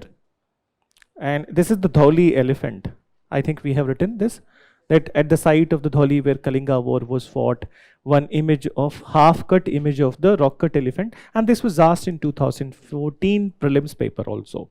So this was created at the time of the Ashoka. This was the question which they asked. Then this is a combined image. So now this is a pillar of the Loria Nandangarh, the single lion then in Bihar. So Loria Nandangarh pillar. Then this is Sarnath pillar. In this you can see 4 back-to-back lions, and then moreover this much part from here to the top, it is the national emblem of India. And moreover in this particular chakra there are 24 spokes. So 24 spokes are common. Okay? Rampurva capital. So this is what I mentioned in that class, that it is kept in front of the Rashtrapati Bhavan. Then, so originally it's from Rampurva in Bihar, but now it is in front of the Rashtrapati Bhavan. Then, and moreover it is considered as very auspicious. Then this image. Then this is the upper part of the image of the Loria Nandangarh. Why I have kept this one? As you can see, abacus shape is changed over here. It is rectangular. Okay? And rest of the places they were circular, some places they are squarish also. So this is Sankisa pillar where elephant sculpture was found. हाँ ऊपर वाला कोई लेके चला गया, that's a different thing. But then so नहीं, elephant tusker is not here because उसको ले गया कोई तस्कर. So वाह वाह, क्यों? यही बोलना था. So now Mauryan stupa. So now when it comes to Mauryan stupa, as you can see that this is from the time of the Ashoka. There are some changes which has happened in the stupa, but originally stupa was created at this place only. And this particular torana you see, gateways. So on the gateways, these all are Jatak Kathas. Okay? These all are the Jatak Kathas which are engraved on it. Then these were the early stupa. You remember that 9 early stupas we have mentioned? Okay? So starting from Kushinagar to different places, Alakap, Ramagram, Vetadeep. So not Sarnath. Kapilavastu. So these were like this only. The original and the first stupas were like this only. They were not very elaborate. अच्छा एक चीज बस देखना इसमें. इसमें there is only one chakra, one chhatri. So one chhatri means it is indicating only Buddha. Okay? So it has the original remains of the Buddha. But later on time, they started to create the 2 chhatris also, that is indicating the Dhamma and Sangha also. Then Sanchi Stupa. So I told you one story related to it, Sanchi Stupa. So Sanchi Stupa was created. Then there are many stupas in Sanchi, not just one, but there are many stupas in Sanchi. In fact, Sanchi is considered as the abode of the stupas. So this is also one stupa from the Sanchi. Okay? Then this is also one stupa from the Sanchi. Okay? and Mauryan sculpture. So in Mauryan, sorry, in Mauryan sculpture we talked about Yaksh and Yakshini. That Yaksh and Yakshini images were created, and this is the image of a Yakshini, now very elaborate one. So Didarganj Yakshini, which is in Bihar, and it is kept in the Patna Museum. So the iconography is very good, though the depiction might not be very appealing to the people, but then the iconography is good, and the depiction of the upper part, in those times it was not considered as obscene, but in today's time it might be considered as obscene. Then Sal Bhanjika Yakshini. Okay? So in this we mentioned that what was Sal Bhanjika Yakshini? The Yakshini holding a branch of a salt tree, okay? Which is considered as, this is also Sal Bhanjika Yakshini of Sanchi. So she is also holding a salt tree branch, and this is considered as very auspicious in Buddhism. Then Yaksh of Sanchi Stupa, and Yaksh is there with the Parkham and Pavaya also.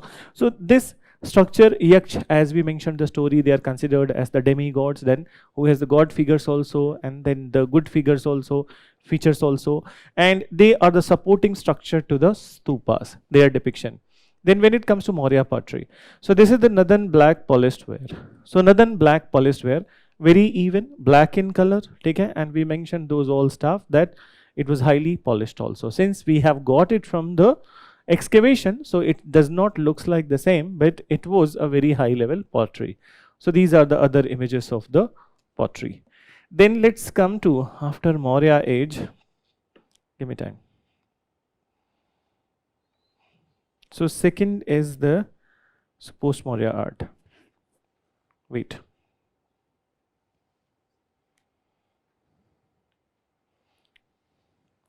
So we are starting with the structures of those caves. So Ajanta cave. So now Ajanta cave, this is general structure from outside. Let's look inside. So this is upsidal vault hall with the votive stupa. Okay? So upsidal vault hall, you remember that we wrote the structure, that upsidal vault cave with the pillars. So these are the pillars, and at the back side there is a stupa. Okay? And what would be this? This would be Chaitya or Vihara? This would be Chaitya, because this is the prayer hall for the monks. Then Bhaj cave, it is also from Maharashtra, and as you can see the pillars in this one. Then inside Bhaj cave looks like this. Isme bhi piche ki taraf ek stupa. So this would also be a Chaitya. Okay? Then Karla caves. So entry is from that side, but you can't enter. So Karla cave, as here also you can see that different pillars are there, so many pillars, and then there is a votive stupa. Pithal Khora cave. So in this inside there are no pillars. Okay? Andar ki taraf koi pillars nahi hai. And Kanheri cave, so these are the viharas. Once again, these all are from Maharashtra. Then now you are able to understand why that caves are not stable in Himalayas and why it is stable in. I think we discussed this part. So abhi Uttarkasi tunnel ke dekh lo, that what it has been said, that that's why there is a lesson for everyone who is creating a tunnel or the things in the Himalayas, that Himalayas is still in the process of the formation, and over creation of the tunnels will hamper the not just the development, but will hamper the life also. So now let's come to the next one, Mahakali Kondivite cave. So this is a flat roof cave. You remember quadrangular hall, flat roof cave. Okay? So ये हो गया भार, and अच्छा, I have not talked about the stupas of the post Maurya age. अभी थोड़ी देर बाद बात कर लेंगे. The Bharahut stupa, which will be writing in the stupa as an example, it is no more existing. उसके remains बचे हुए हैं, and these remains are kept in the Bhopal Museum. ठीक है? Then come to Amravati stupa. So Amravati stupa, this is also not the original stupa. अभी इसके बारे में पढ़ेंगे. So this is not the original stupa created in the post-Maurya time. The original one has fallen to the pieces, and then this was created by Archaeological Survey of India later on. Okay? So this is the symbol of the place. Then post-Mauryan sculpture. So in post-Mauryan sculpture, we discussed 3 styles, and one by one we'll see these 3 styles. So we are starting with the Gandhar sculpture and its various influences. So let me go to the side. So now you see that this image of the Buddha in Gandhar, It seems like a spiritual image, as you can note down that wavy hair is also there, and then half closed eyes is there. The Buddha's face has no particular emotion, and then his clothes looks very optimum. Then now another image of the Gandhara. So here different poses are there. So in the Gandhara, that the face of the Buddha you look at, and then in the next image we have a comparative image also. This is Apollo. Okay? This is the image of the Apollo, and that's the image of the Buddha. You can note down many similarities. So hair is wavy here also, and hair is wavy, but in the face you can maintain, you can see a good similarity. In fact, eyes also, the way the eyes are depicted in this one, the same way eyes are also depicted in the Gandhara. Then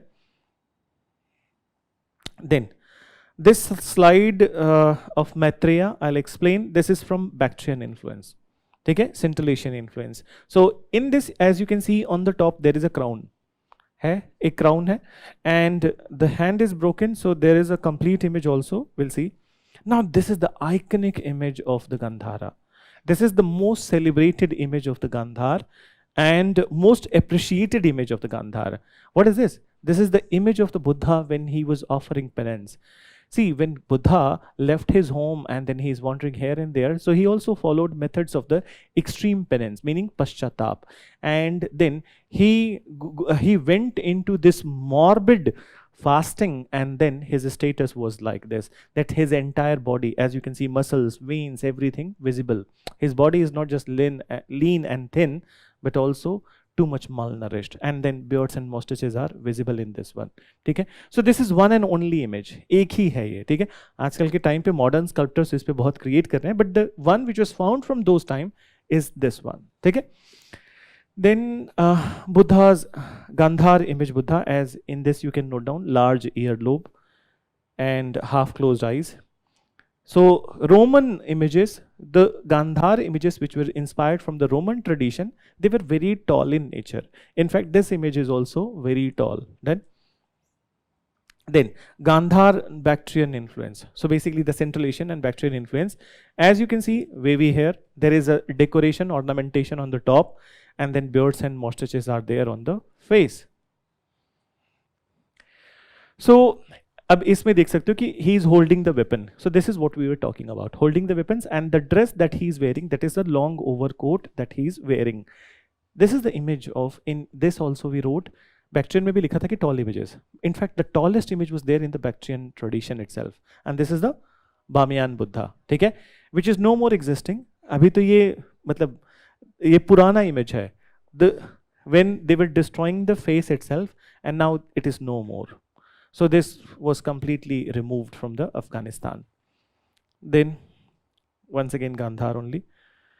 So now let's come to the Mathura sculpture, and there were different diversities in the Mathura sculpture. Is it visible? Acha, I think, okay, chalo.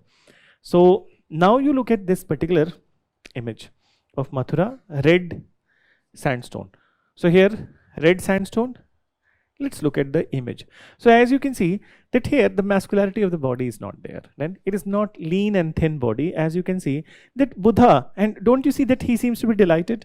That face, there is a little smile on him.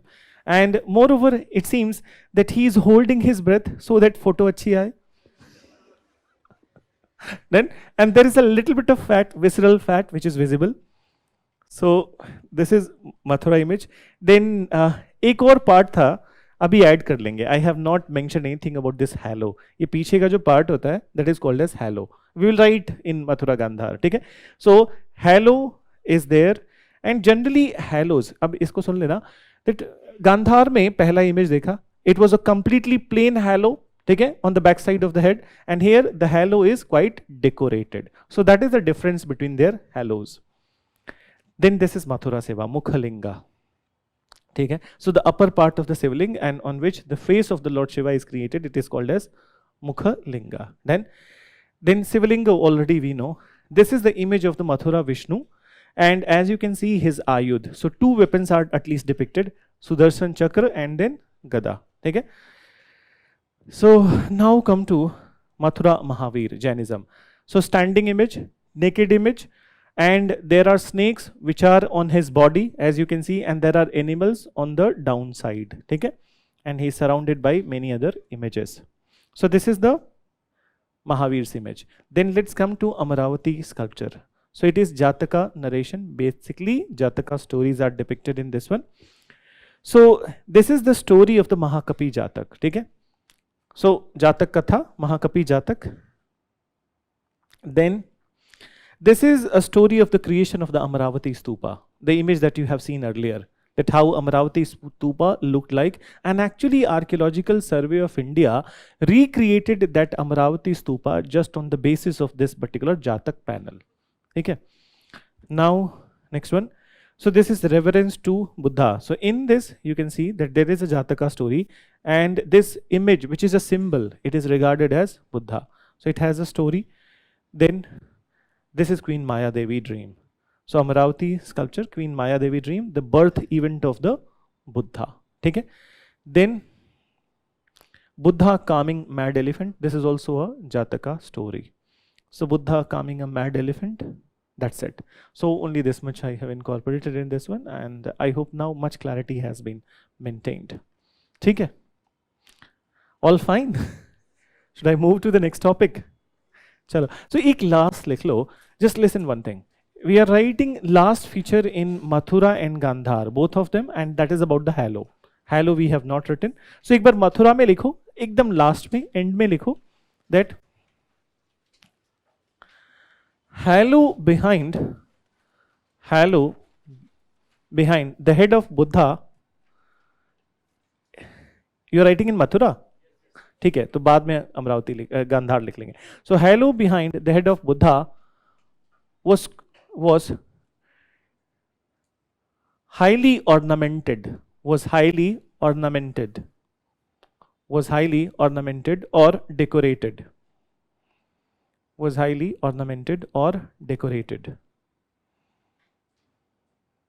And in Gandhar you write, Gandhar में लिखो, halo in Gandhar, H-A-L-O, halo in Gandhar was kept completely plain. Halo in Gandhar was kept completely plain. So this is what is about the sculpture part. And stupa already I have shown you. तो stupa पढ़ लेते हैं, ठीक है? Images already you have seen. Just give me a minute. I'll disconnect this part.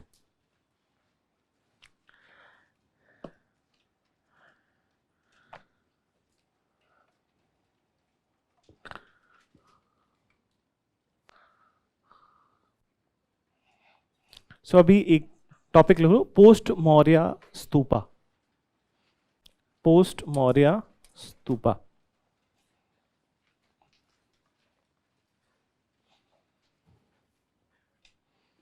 Mention.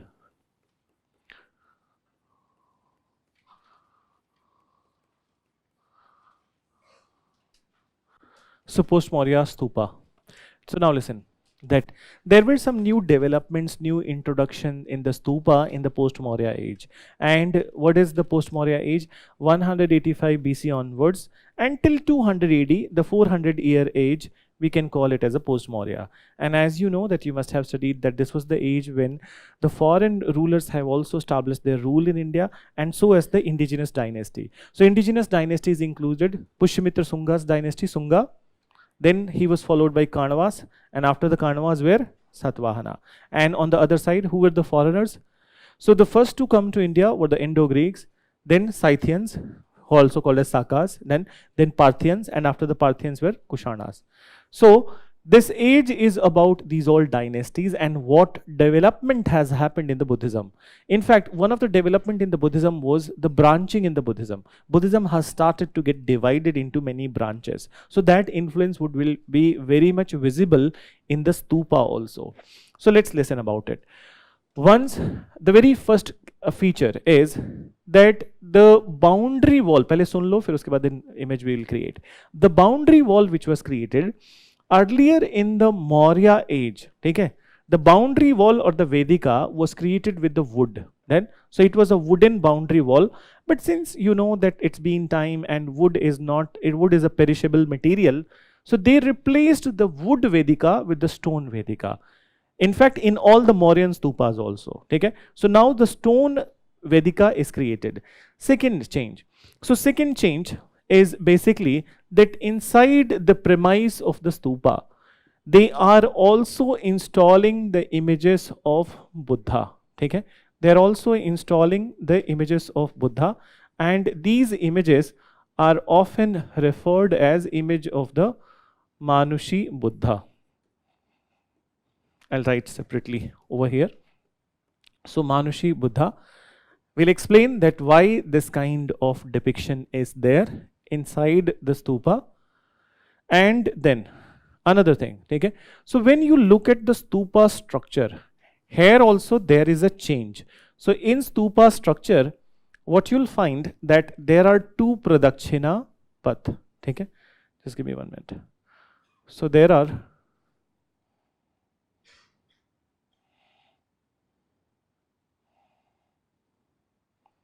and here I'm creating it as a railing then, and this can be further depicted as that here if you create some sort of pathway like this circular one which is going this way. So this is the upper pradakshina path, and there is a lower pradakshina path also. So this is one change that we are seeing at this time, but there are the changes on the top of the stupa also. So earlier in the stupa there used to be only 3. Okay? It started with the 1 chhatri, then it improved to the 3 chhatri, but now over here you can see more than 3 chhatris. It could be 5, it could be 7, it could be 9, 11, 13, 15, 17, 19, 21, only odd numbers. Okay? So the number of the chhatris started to increase in the stupa in the odd manner. So now let's understand that why these all things are there. So pehli cheez, very first thing, that 4 gateway wo tradition to continued hai. We talked about that. The Vedika was now made with the stone. Manushi Buddha is depicting the new development in the Buddhism. What was the new development? Earlier, when Buddha was alive, when Buddhism was founded. So Buddhism, that Buddha has maintained that I am no god and don't worship me as a god. Then, so there was no idol worship in the beginning in the Buddhism. But by the time of the Kanishk, you must have heard about that the Buddhist council, and in that council there was emergence of the 2 sects of the Buddhism, Hinayana and Mahayana. Then, so it is the Mahayana Buddhism which started the worship of the idols of the Buddha and Bodhisattva. So this is depiction of the idol making entry into the Buddhism. And Manushi Buddha is word ka matlab hai Manavasa Buddha. What is Manavasa? Like human beings. Okay? So as per the story that Buddha was one among us, then but he became enlightened. So this particular image is indicative of that anybody can become enlightened, just like the Buddha. So Manushi Buddha. Then there are 2 pradakshina path. One is on the lower level, jo ki pehle se tha, and one it is on the top level. So this pradakshina path, so there generally they create some stairs, and that from the stairs you go there, and then there is a upper pradakshina path. Why there are 2 pradakshina path? They are indicative of the 2 branches of the Buddhism which has created in the Kanishk period, and these 2 branches are Mahayana and Hinayana. So Hinayana, which will be indicative of Hinayana? Yes, lower one. Okay? So lower vehicle, okay? And the upper is indicative of the Mahayana. Then now let's come to the chhatris, increasing number of the chhatris.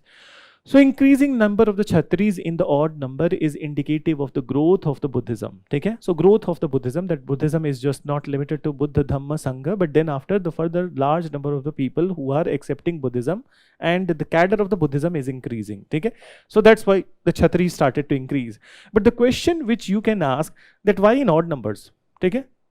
इसको even में भी रख सकते थे. तो odd numbers, so in Buddhism odd numbers are considered as good. Okay? They are considered as highly auspicious. Then, so they generally prefer that things must be in the odd number. In fact, there is a very popular phrase then which you use very often, okay, in our regular life and daily life, not daily life but regular life. What we say that suppose when you are going to give exam or you are going to meet somebody or some important work is there, so the other person will say that best of luck, your odds are good. Then, so your odds are good. Okay? So this phrase has been taken from the Buddhism. Take that odds are good. And why so? So when we look at the life of the Buddha himself, some of the most important events of his life has happened on the odd dates only. So for example, that his birth was on the odd day, okay? It was on the odd date of 483 BCE. Then his, that's not 400, 563 BCE. His death also happened in on an odd date, 483 BCE. Then when it comes to he leaving his home, so he left his home on the age of 29, odd date. Then he achieved nirvana on 35, on his age 35 year.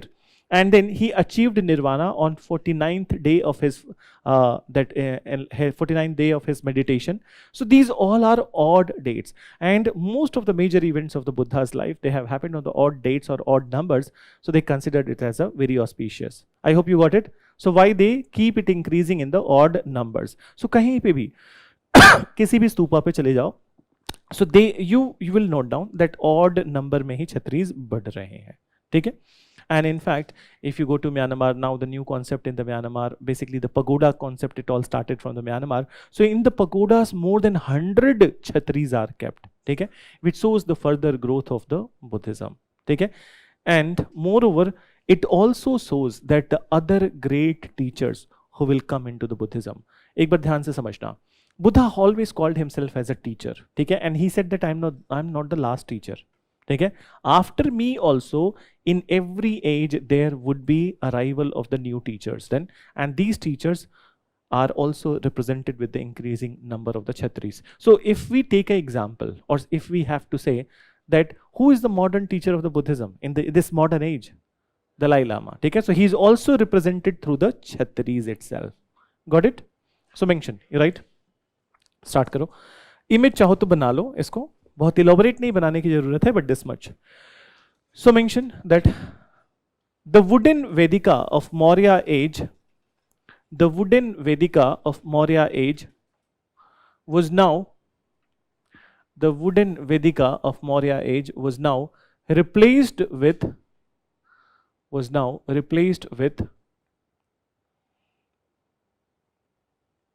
stone Vedika.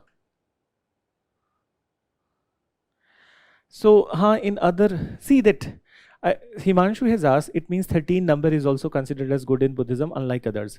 So, do you consider that in Hinduism that 13 is not a good number? Christianity में होता है ऐसा. Hinduism में Trayodashi is a number associated with the Durga. ठीक है? In fact, it is one of the very sacred date associated with the goddess Durga. It is prescribed that if you do a Durga part on that particular day, so that is very beneficial to you. ठीक है? हाँ, दक्षिणा लाओ रखो, बता दिया ज्ञान. So, no. So in Christianity, 13 is not auspicious number. Acha, I'll tell you one more thing. In China also, that they consider that these odd numbers are very auspicious. But there is one number in China which they don't consider as auspicious. You know what? 4.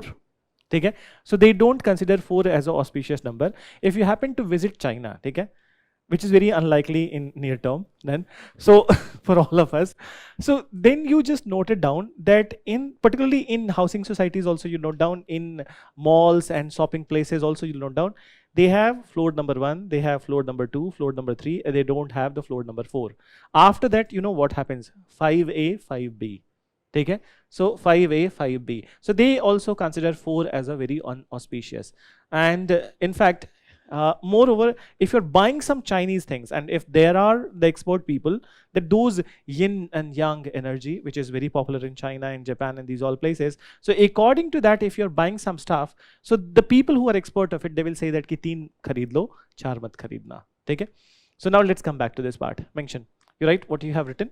The wooden Vedika of Maurya age was replaced by the stone Vedika. Then mention, inside the premise of stupa, an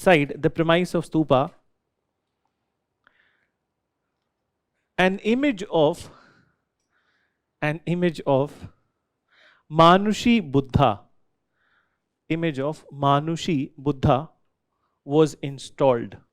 Manushi Buddha was installed. And brackets may you write what is the meaning of the word Manushi Buddha. The Buddha who was born among us,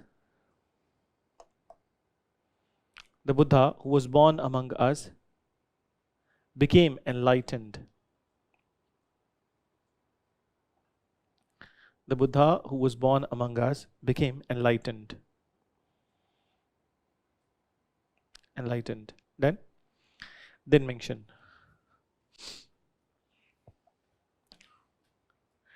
Two Pradakshina Path were created.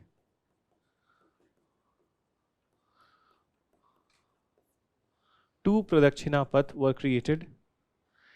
The additional one was created at the level of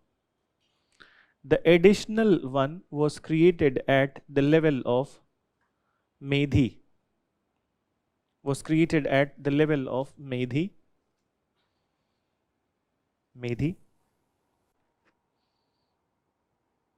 Connected through stairs. Then mention. Lower Pradakshina Path indicated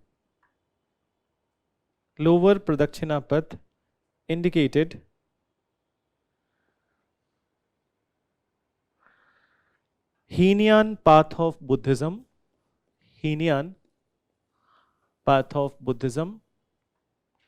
and upper Pradakshina Path indicated Mahayana path of Buddhism.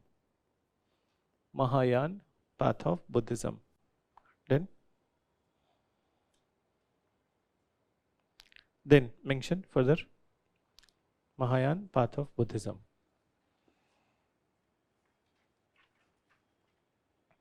Further you write. The number of Chhatris also started to increase.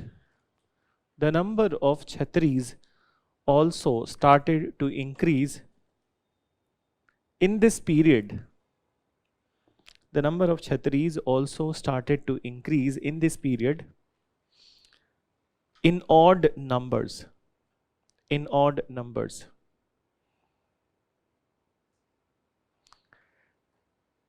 The increasing Chhatris indicated the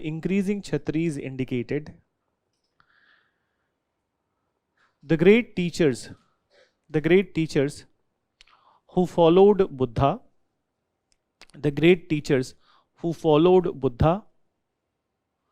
and the increasing growth of Buddhism.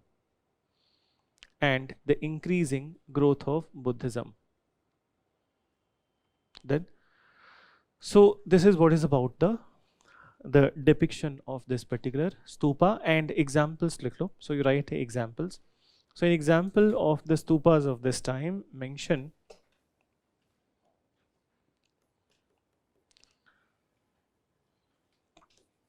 Sanchi stupa. So there is one Sanchi stupa which is from Maurya time, and there are some which are from post-Mauryan times. Okay? Then you write Bharahut stupa.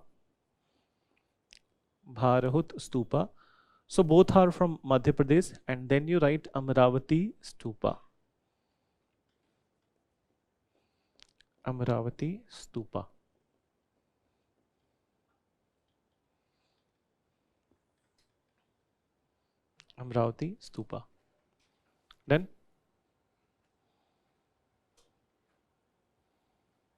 Then mention. So this is what is all about the stupa. Okay?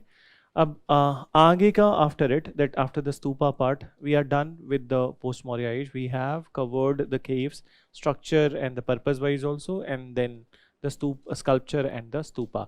So now we are entering into a phase which is a kind of a center of the architecture, and that is the Gupta period. So here the major focus is temple architecture. But then as far as the cave making is also concerned, it has reached to the climax. So we'll start our discussion with the caves, and then we'll go into the one more style of sculpture that emerged in the Gupta period called as Sarnath style of sculpture. And then after we'll start with the temple in the northern India, or basically the beginning of the temple architecture in India. But in temple architecture, First, we will talk about the evolution of the temples in the North India and the different stages which has given emergence to the major style of the temple, that is called as the Nagar style of the temple. After reading about the Nagar style of the temple, we will talk about its variations. So in the different areas, what were different variations or different introductions in the temple, which includes Odisha style, then Gujarat style, and Gujarat style is called as Solanki style, and so as the Bundelkhand style, which is called as the Chandela style, okay, or also Khajuraho style. Then, so let's start with the Gupta age architecture. Mention the title, Gupta age architecture. So before it, can you tell me that which particular Gupta ruler is considered as highly enlightened in this regard? Rest of the class, बताओ, कुछ तो पढ़ा है? Who won? Samudragupta. See, Samudragupta is considered as the most powerful Gupta ruler. Okay, he was powerful. He was known for his victories. Then his victories, you must have read about Prayag Prasasti. You must have read about his court poet Hari Sen, and then also his victories in the southern India and the different parts of the country. So here, Samudragupta is not relevant. Actually, it was Chandragupta II who was the most enlightened Gupta ruler. So now, the period of the Chandragupta II is considered as the golden age of the art and architecture. Then, and there was a holistic development during the age of the Chandragupta II. In fact, it is the time when the temple architecture has begun in India. But then, Chandragupta II was a man of that wholesome development. He was not much only into, basically I'll say, that only into military campaigns, but also the development in the different fields of the society. So now understand, I think you must have written that Chandragupta II also maintained some of the luminaries in his court. You understand what is luminary? Navaratna. Okay? So 9 luminaries in his court, which included Kalidas also, which included Amar Simha also, which included one of the economists Vararuchi, then which included one of the person who was expert in the Ayurvedic medicine, Dhanvantari. Then, so there were large number of the people, even Varah Mehir was also the part of it. So these all were the courtiers of the Chandragupta II, and they were man of the excellence then in the different fields. So what are those fields? Now understand. So there was a holistic development which happened at the time of the Chandragupta II, which includes the temple architecture, then Sanskrit literature, Sanskrit drama, then Hindu religious literature, which includes the compilation of the Puranas. Then apart from it, there was the holistic development in the astrology, astronomy, then mathematics, metallurgy, and also in the field of the medicine. Or which medicine? Particular Ayurvedic medicine. So that's why this age is considered as the golden age of the art and architecture and also holistic development. Now understand, cave making also reached its climax during the Gupta period, and temple architecture, it has made its beginning in this time. एक introduction लिख लो, एक काम करो, mention करो, that Gupta age is often regarded as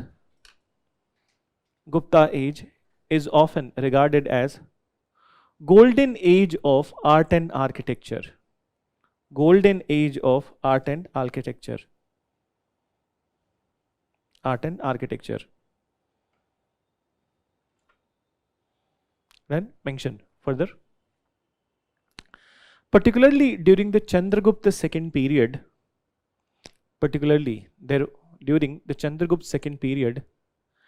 there was holistic development. There was holistic development in the field of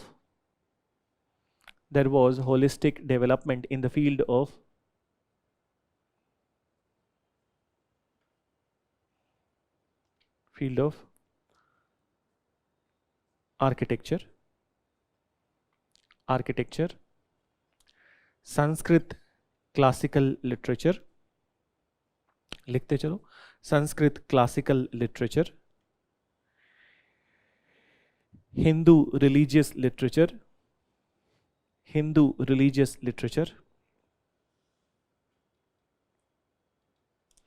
astrology,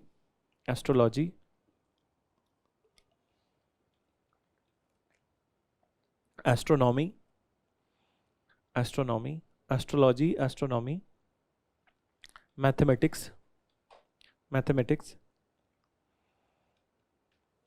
medicine,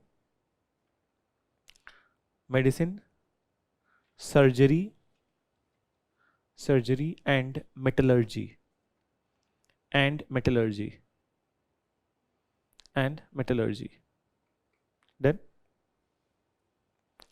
then paragraph change karo and then you mention cave architecture reached its climax. Cave architecture reached its climax during this period.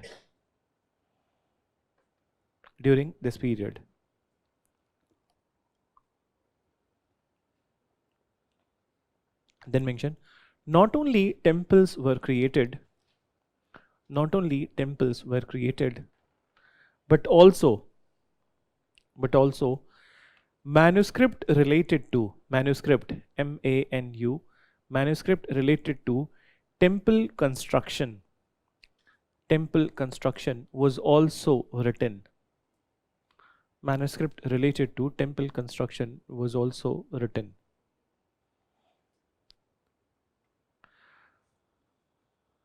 So you tell me, where in Hinduism the major principles of construction are mentioned?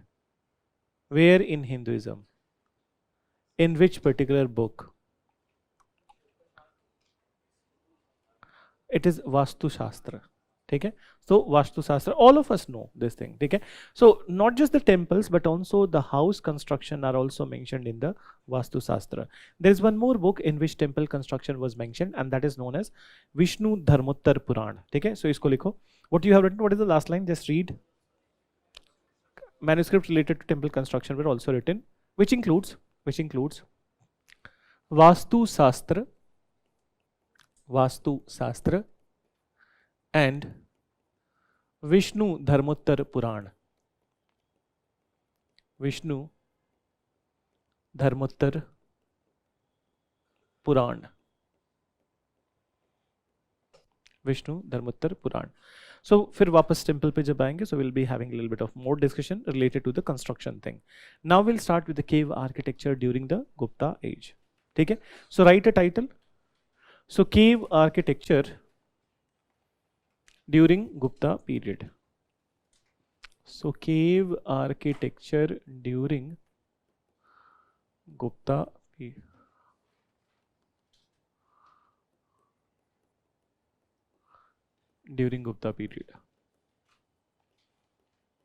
So now in this we are specifically going to study about those caves, ठीक है, जिनके images अभी थोड़ी देर पहले देखे थे in post Maurya. Now the further elaboration would be there. So let's start with the very first cave, that is Ajanta. Ajanta cave. Now listen, you must be thinking that ki humne Ajanta, we have written Ajanta in post Maurya also, and we are writing in the Gupta also. Why so? Now understand, the cave development did not happen overnight. कि आज बनना start हुआ और 6 महीने के बाद बन के तैयार हो गया, ठीक है. Particularly when it comes to Ajanta and majority of the caves, it took 300-400 years for its complete development. In case of Ajanta, it took 600 years for its complete development. So the initial development of the Ajanta started in the post Maurya age, but the culmination was finally there in the Gupta age. Then, so now understand that what are the important things associated with the Ajanta. So Ajanta, total 29 caves are there. Then it has total 29 caves, and out of these 29 caves, what is the division? So division is that 4 are Chaitya, meaning prayer hall for the monks, and 25 are Vihar, so resting places for the monks. Then another thing, that generally when we see that where on which side of the hill the cave is created, so Ajanta was created on the steep side of the hill. किसी भी hill range को देखोगे तो generally there are 2 sides, and in the hill what you see that generally that this side will be called as the steep, that this would be the sloping side, ठीक है. So ये sloping side हो गया, not stopping side. So sloping side, and this would be the steep side. So the Ajanta caves were created on this side. Okay? So they were created on the steep side of the hill. So there would be, suppose there would be the ways, and then here the caves are created. Image में हमने भी थोड़ी देर पहले देखा था. In next class also we'll be seeing those images. Okay? So caves are created on this particular part. Now, once the caves are created on this particular part, so there is a no scope of creation of the veranda in the Ajanta cave. Not veranda, I'll say courtyard. Courtyard matlab angan. So आंगन, you know, what is the आंगन concept in the Indian houses? Open होना चाहिए, जिसमें धूप आनी चाहिए, sunshine होना चाहिए, ठीक है. So basically since that cave, suppose if a cave room is created over here, तो इसके ऊपर तो रॉक है, तो यू कैन नॉट क्रिएट पूरा का पूरा रॉक कट करना पड़ेगा बीच में आंगन बनाने के लिए. So there are no courtyards in the Ajanta. That's information number 1. And information number 2, that maximum 2-story caves were created in Ajanta. So 2 manzila, ठीक है. So maximum 2-story caves were created in the Ajanta.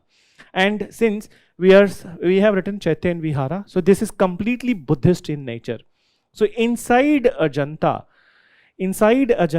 the Buddhist specimens were created. And what are specimens? So basically sculptures based on Buddhism and paintings based on Buddhism. Okay? So it is the painting which we are going to elaborate further in this particular topic. So एक बार थोड़ा सा लिखो that. And where is Ajanta located? Maharashtra. Which district? Aurangabad district. I don't know now. Now name has changed. Name has changed of Aurangabad. Sambhaji Nagar. ठीक है? Sambhaji ना? हाँ, it is Sambhaji Nagar. So mention, एक बार लिखो that it is situated in the gorge of Waghora river.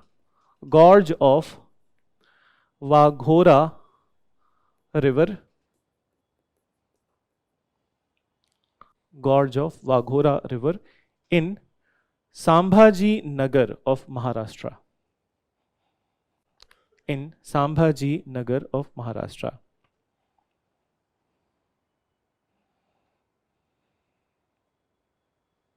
Then mention further. See that there was one more question I'd like to reply that Yogesh has asked, that how consistency is maintained while creating caves for such a long time.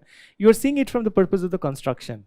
Here the construction is not important. Then construction could be there within a short period of time. So for example, that in one period they must have created one cave, another period another cave. So this is one development. Another thing, it is when we talk about a cave, we talk about its tradition, and its tradition is of the 600 years. And what is the tradition? That slowly it is becoming the Buddhist center, and the development of the Buddhist specimen over the periods, and the patronization by the kings and the rich people who were there in this area. So that we are talking about this 600 years. It's not just about the construction. Okay? So mention further. इसमें आगे लिखो. So total 29 caves. लिख लिया ना, Waghora river of Maharashtra, Sambhaji Nagar, Maharashtra. Then you write total 29 caves were created. Total 29 caves were created.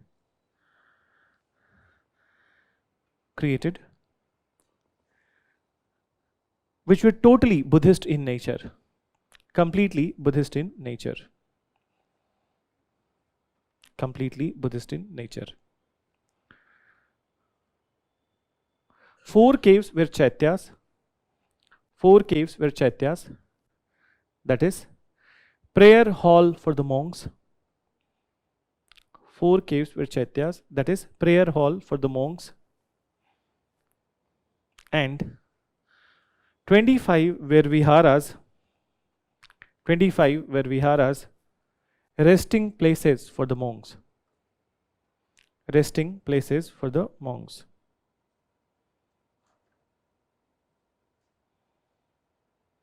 Then resting places for the monks. Then inside Ajanta, mention inside Ajanta, sculptures and paintings based on Buddhism, were created. Sculptures and painting based on Buddhism were created.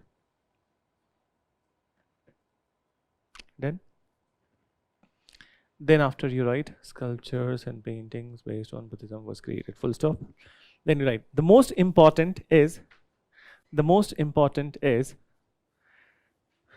fresco mural painting of Ajanta.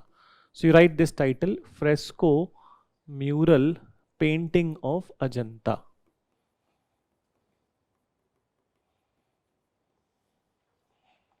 Fresco mural painting. Then so अब इसको ध्यान से समझो that what is this fresco mural painting. Once again in painting part we discussed a little bit, but then since it is there in the Ajanta, so we need to discuss then and there only. What is mural painting?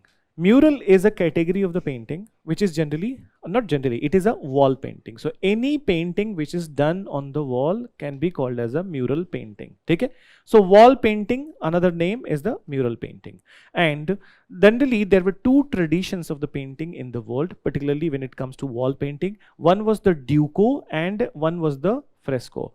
Duco was the oil painting tradition on the wall. It was mainly practiced in the Europe. But Indian tradition was the fresco mural painting, in which oil painting is not used. They use water-based colors. Okay? So here they are using water-based color. So now understand that what was the process of creating this painting. So process of the creating this painting, that a mixture was applied, okay, on the walls of the cave. So a mixture was applied on the walls of cave at the very first place. And what was this mixture? So this mixture was basically made from clay, cow dung plus rice husk. Okay?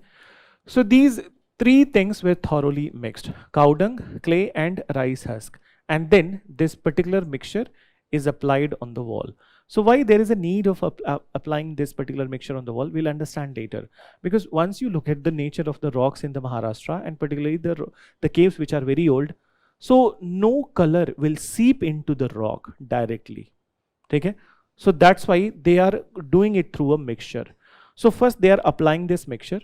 Once it is dry, so in the second part, they will be applying lime plaster. What is lime plaster? Hindi में क्या बोलते हो? चूना. ठीक है? So now it is become white. After that, they will create the image and they will fill the colors. Then, so they will create the image, they will fill the colors. But then once again understand that why this mixture is there. So since we mentioned that directly if you apply the color, so it will not seep into the rock and easily it can be removed. So this mixture, what it does, that slowly over the period, okay, it absorbs the color.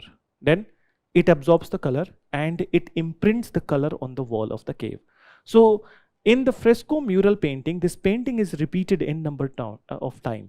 ऐसा नहीं है कि आज बनाया और कल के बाद दिन सब हो गया.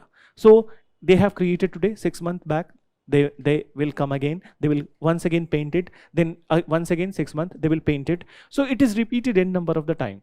And once it is repeated in number of the time, so the color that you are putting on this mixture, it is getting absorbed.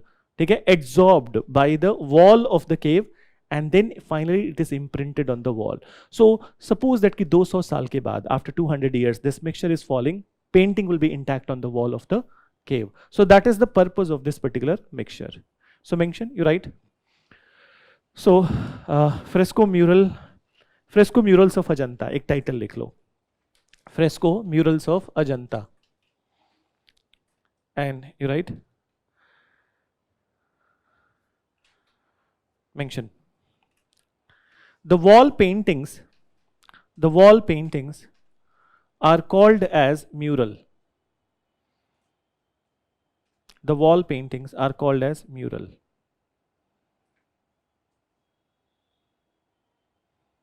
Then mention further.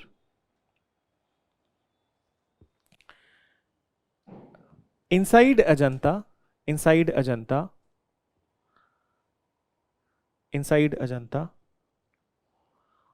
fresco murals were created based on Buddhism. Fresco murals were created based on Buddhism. That mention.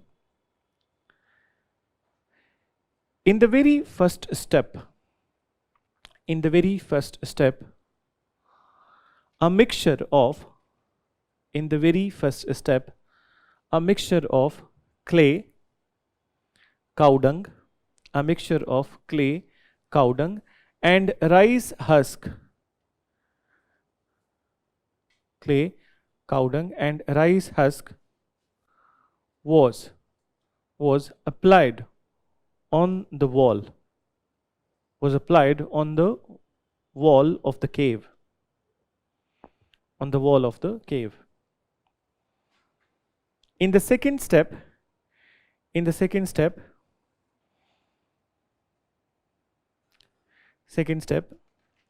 a lime plaster was coated.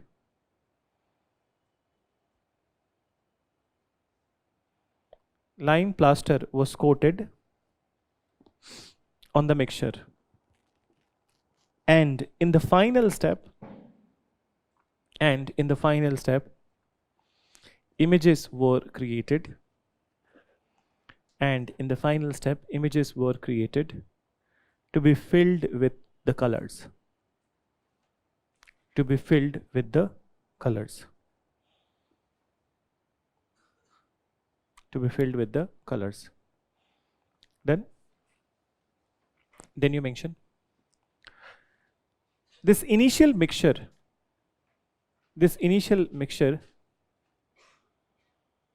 absorbed the color and imprinted it on the wall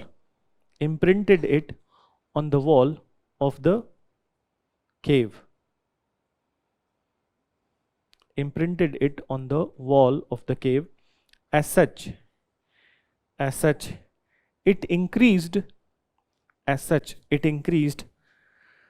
the longevity of the painting. As such, it increased the longevity of the painting. Longevity of the painting. Done?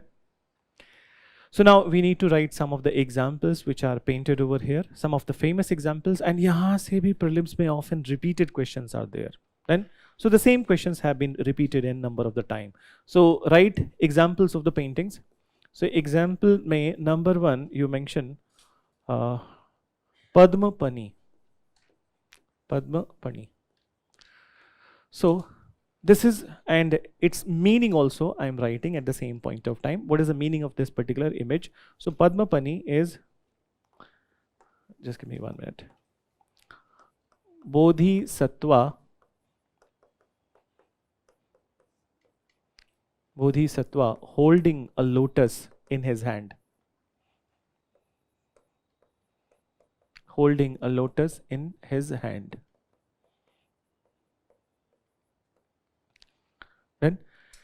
Then the second example of the painting is Vajrapani.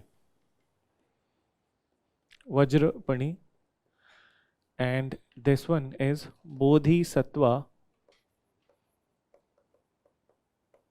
holding a thunderbolt. Holding a thunderbolt in his hand.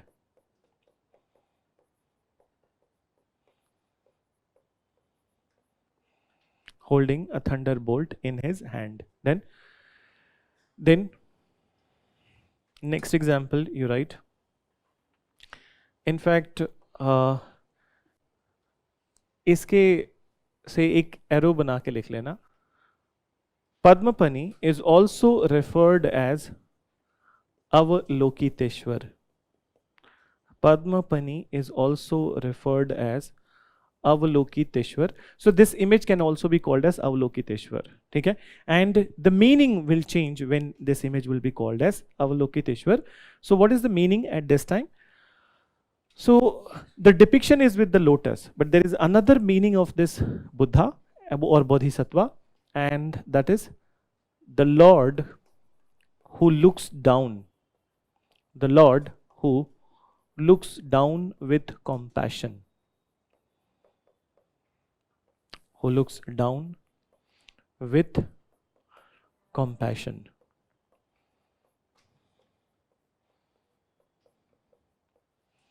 Then, so Padmapani is also referred as Avalokiteshvara, but when the name Padmapani is referred, so that is, the meaning of the word is the Buddha Bodhisattva holding a lotus in his hand, and when Avalokiteshvara is referred, so Lord who looks down with the compassion. Apart from it, there are two more popular examples, but uske koi meanings nahi hai, theek hai? So the two other popular examples of the painting, so mention flying Apsara,